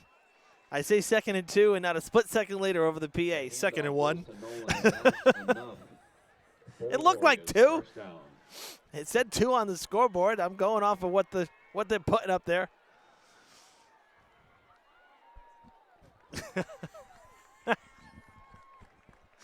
It's a first down for the Warriors regardless. They move the chains again. They are in the red zone. Ball's at, looks like the 19-yard line. I'll tell you, I said it last week, this field, and I said it in the open, this field is in tremendous shape. It is real grass. I will say, I wish the lines were a little clearer because these are fresh lines for football, and a chance here for the Warriors, and they are in. Nolan with the touchdown, a 19-yard carry, and our first score for either side since the first quarter. It is 12-0 Warriors. But seriously, though, this field is in such great shape. I was down on it pregame as well, talking to both head coaches and teams, and it's hard to keep a grass field in good shape with the climate we have up here, not to mention the drought. We had, no rain. This field looks fantastic, and it's in great shape down there. So kudos to the grounds crew here at Diman, because to keep a grass field looking this good takes a heck of a lot of work. The Warriors set up to go for 2 to make it 14-0. Aruda over the top, wide open. And the 2-point conversion is good. Caught by Amaral. And it is a 14-0 lead. By Christopher Amaral. And that brings our score with 8:25 to go. 14, the Bengals 0, with 8:25 remaining in the fourth.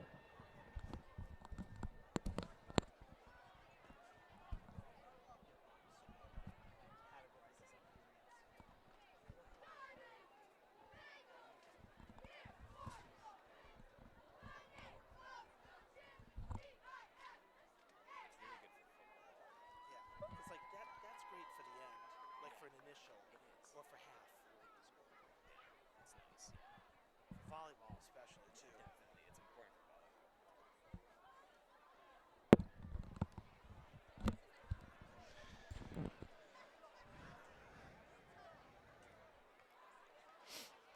volleyball. Bengals ready to receive the kickoff after the Warriors' second score of the night.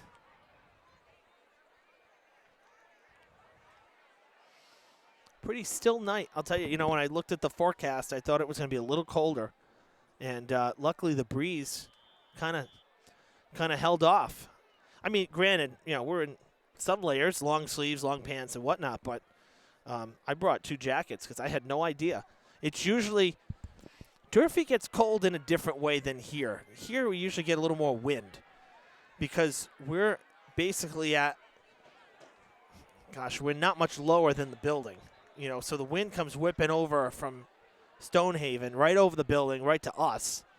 Byron Bell. But I will say this, and take nothing away, from being at Durfee as well. And we go to, or any of the visiting fields we've been to, during playoffs and whatnot. But I'd be hard-pressed to say that there's any other location that we shoot from for football or soccer that is this good of a vantage point. This is like the perfect height. We can see both sidelines clear, but we're not super high where we're like, in the nosebleeds looking straight down. This is about, you wouldn't know it just when you drive through Diman because this press box is at ground level for the parking lot. But when you're looking in the direction of the field, we are about 3 times as high as we are at Durfee. And let me tell you, that makes a huge difference. It makes a world of a difference to be able to see over the home sideline. That's another thing, to see over the players, the home team. That's a big thing. But to just have the full scope of the field,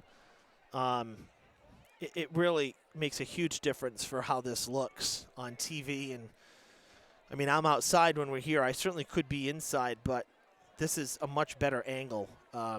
I don't gain much by being higher up on the roof at Durfee, so I just assume stay inside and have the counter to work from. But here, this vantage point's worth being out in the elements next to the camera because it's really a great spot to call a game. Lots of time passed behind. And unable to wheel it in is Aiden Bigelow. That'll bring up 3rd and 10. Pass is incomplete to Aiden Bigelow. It'll be 3rd down. Warrior down in the backfield is number 50, Aiden. Oh, gosh, I'm going to really botch this up. Nascimento.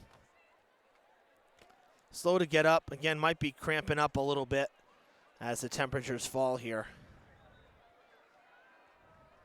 It says 62 degrees. It hasn't fallen much since the sun went down, so not too bad.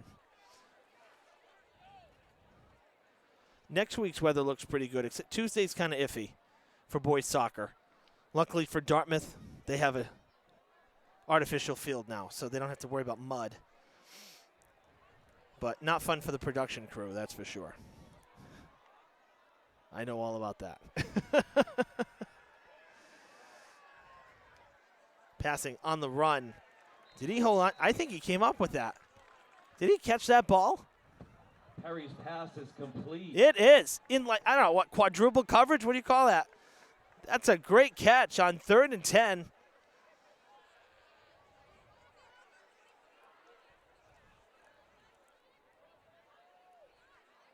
That'll move the chains as we go under 8 minutes here. I'll tell you, much like this is a little closer of a game than last Friday at Durfee, but Durfee's crowd, nobody left. Diamond's crowd, basically everybody's here. So that's great, too. That keeps the spirits up on the sidelines for the home team as well. Especially here, the way the scoreboard is set up, kind of on the sideline, not in an end zone. I mean, if you're the home team, you're staring at the scoreboard the whole game.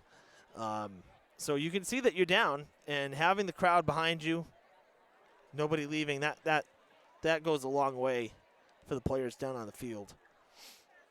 Very enthusiastic crowd here. It'll be 2nd and 16 down at the 32-yard line. After the loss there, 2nd and 16 for Diman.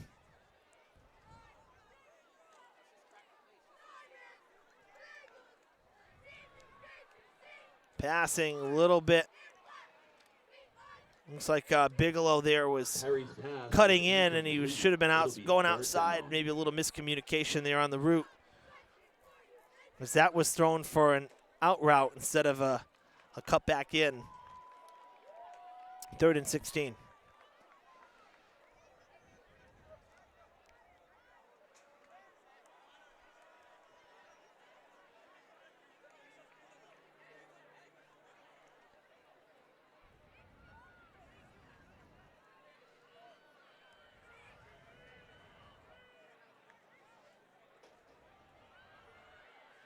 running it and stopped after about 6 yards.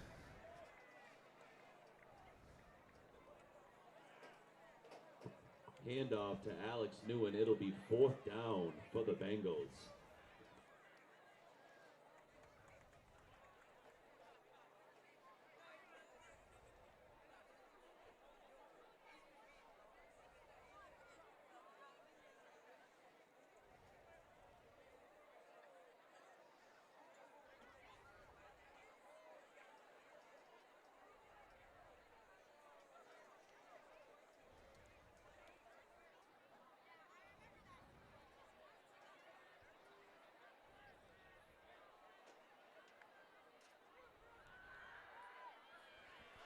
Fourth and 9.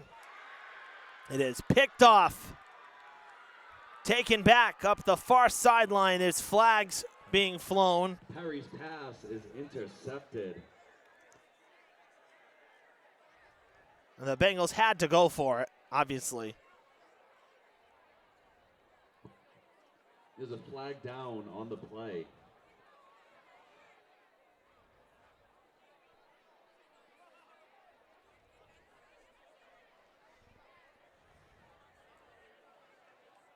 Holding on Block the in the defense, back by the or blocking the Warriors. back, excuse me. It'll be their ball, 1st and 10.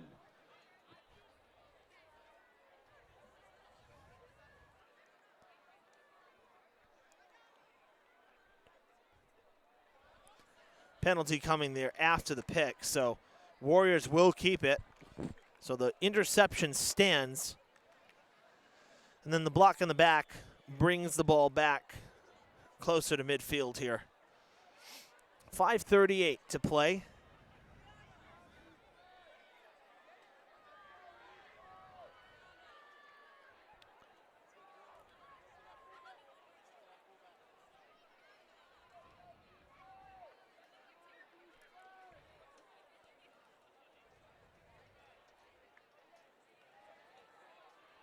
Running play.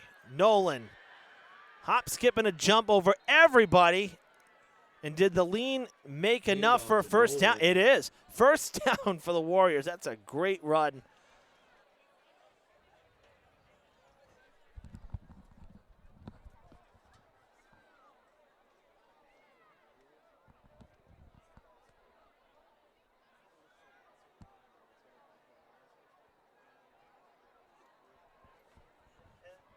And that's enough for a first down for the Warriors.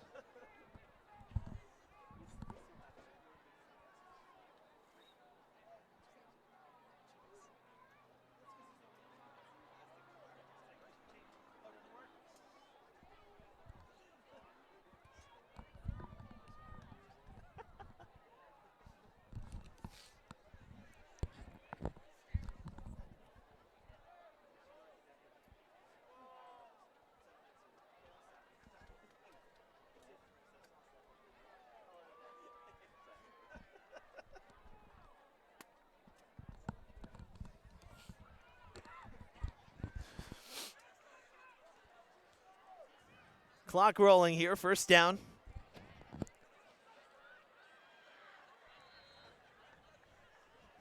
About 4-yard pickup there. Handoff once again to Joseph Nolan. It'll be 2nd down. Nolan has become the really the feature back here.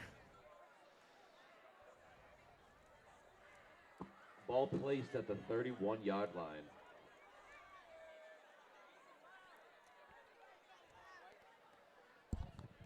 And the Warriors clearly using the clock effectively here, as you want to do when you're up in the 4th.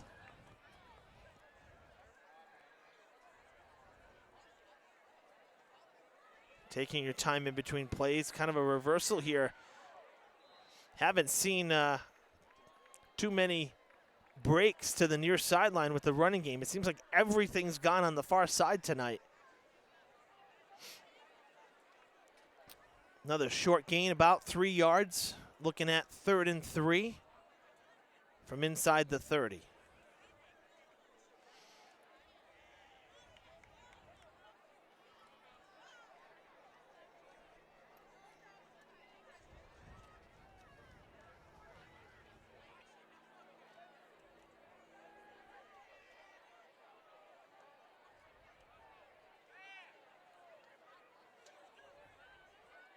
Oh, big seam there. Good power run right through the middle for Amaral.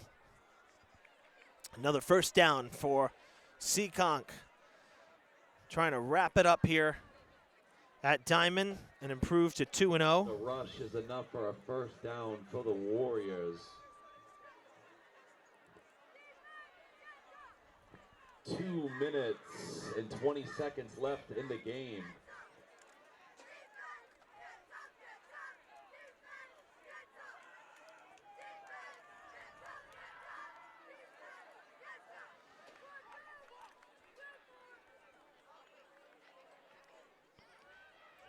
They go to Nolan. Far side has a blocker in front of him. And it's taken out of bounds, forced out of bounds, I should say, inside the 10.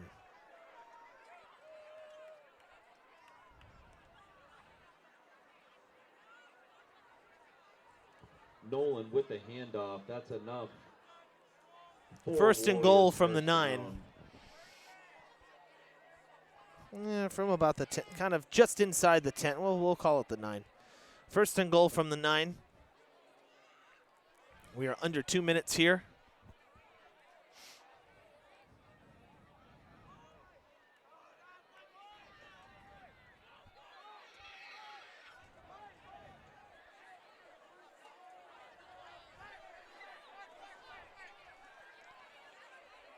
Nolan gets the handoff and is tackled after a gain of about 2. Handoff to Nolan.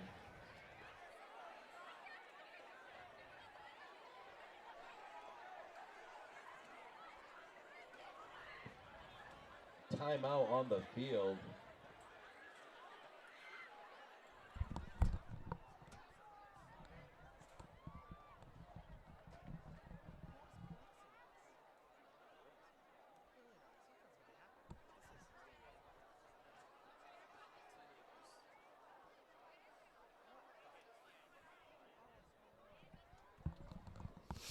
Timeout here as they stop the clock at 1:50. It'll be second and goal from about the 8-yard line.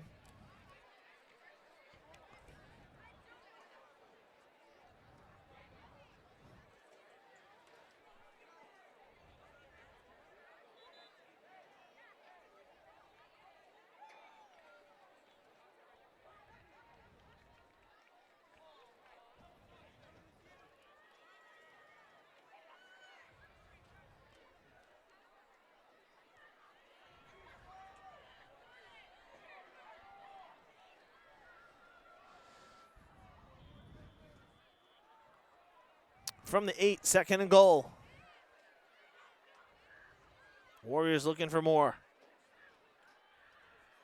QB keeper. Oh, dives inside to avoid a tackle. Now taken out The keeper, about a Brian yard Rudolph. short.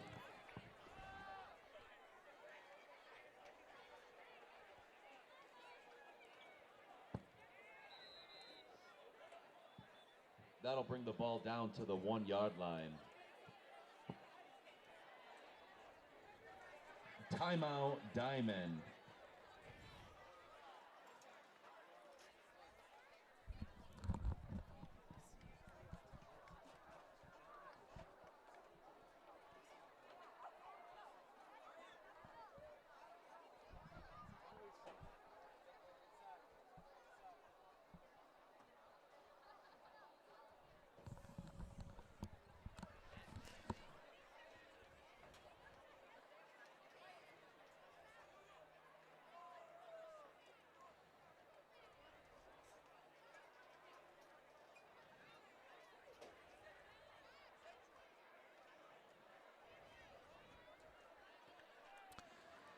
After the Bengals burn another timeout here.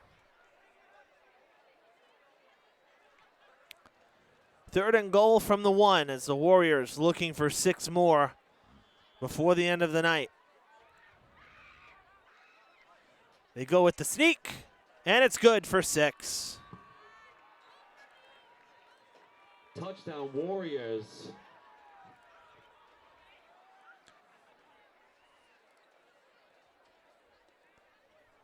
That touchdown coming with 1:24 to play in the game.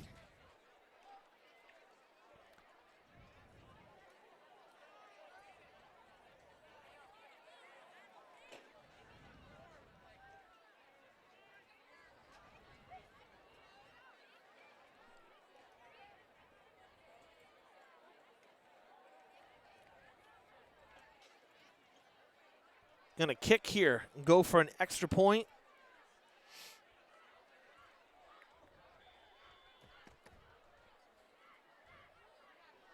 Kick on its way, and that is blocked.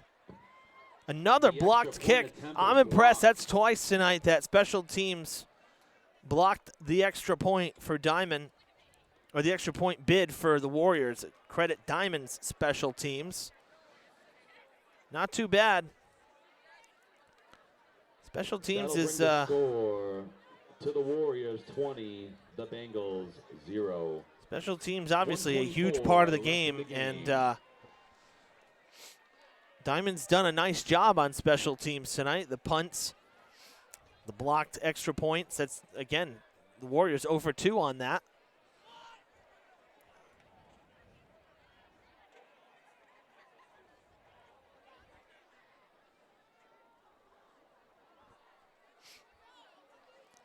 And the Warriors will kick off. 1:24 to play here.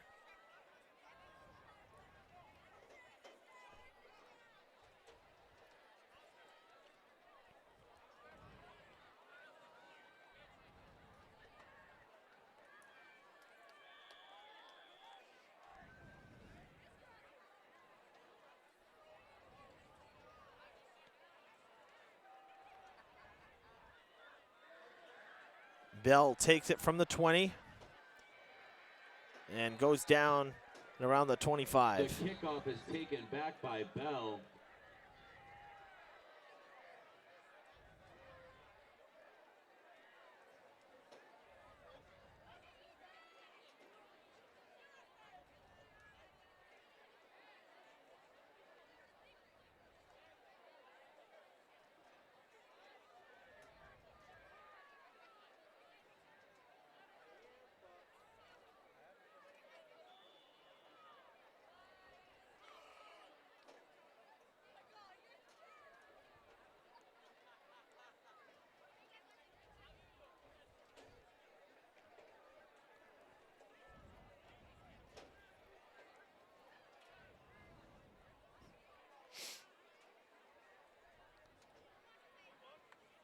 First and 10 from the 26. Big seam pulled by the jersey and taken down. With the handoff, that's enough for a Bengals first down. At the 44-yard line, he goes down. Good surge there. 18-yard carry. Seen a few plays like that tonight where, you know, just a half a step ahead of the defender and he would have been gone. That time the defender grabbed the jersey, slowed him up enough, and was able to wrap him up. We've seen that at least 3 or 4 times in the game. A botched handoff there. Going to be a keeper and diving across the 50. Josh Ramos with the keeper. Ramos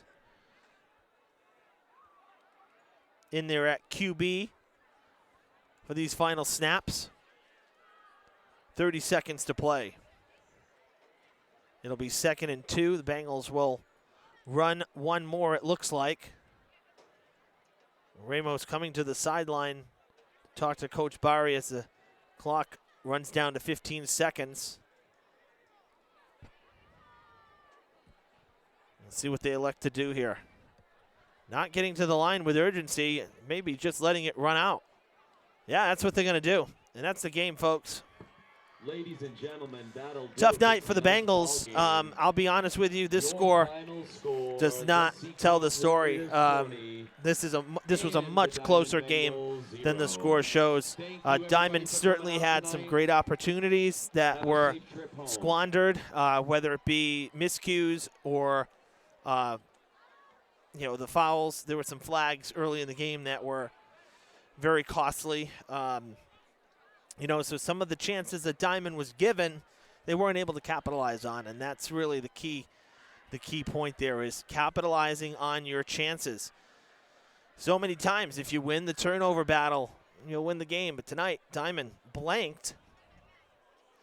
And so it's kind of back to the drawing board a bit as they go into conference play next week. But overall, definitely an entertaining game. Even in the middle of it there, we saw some big plays by the defenses on both sides. And that's why it was such a low-scoring game. And we didn't really see any scoring for, about the length of 3 quarters, if you net time there elapsing between scores. So a tight game, 20-0 doesn't tell the story, that's for sure.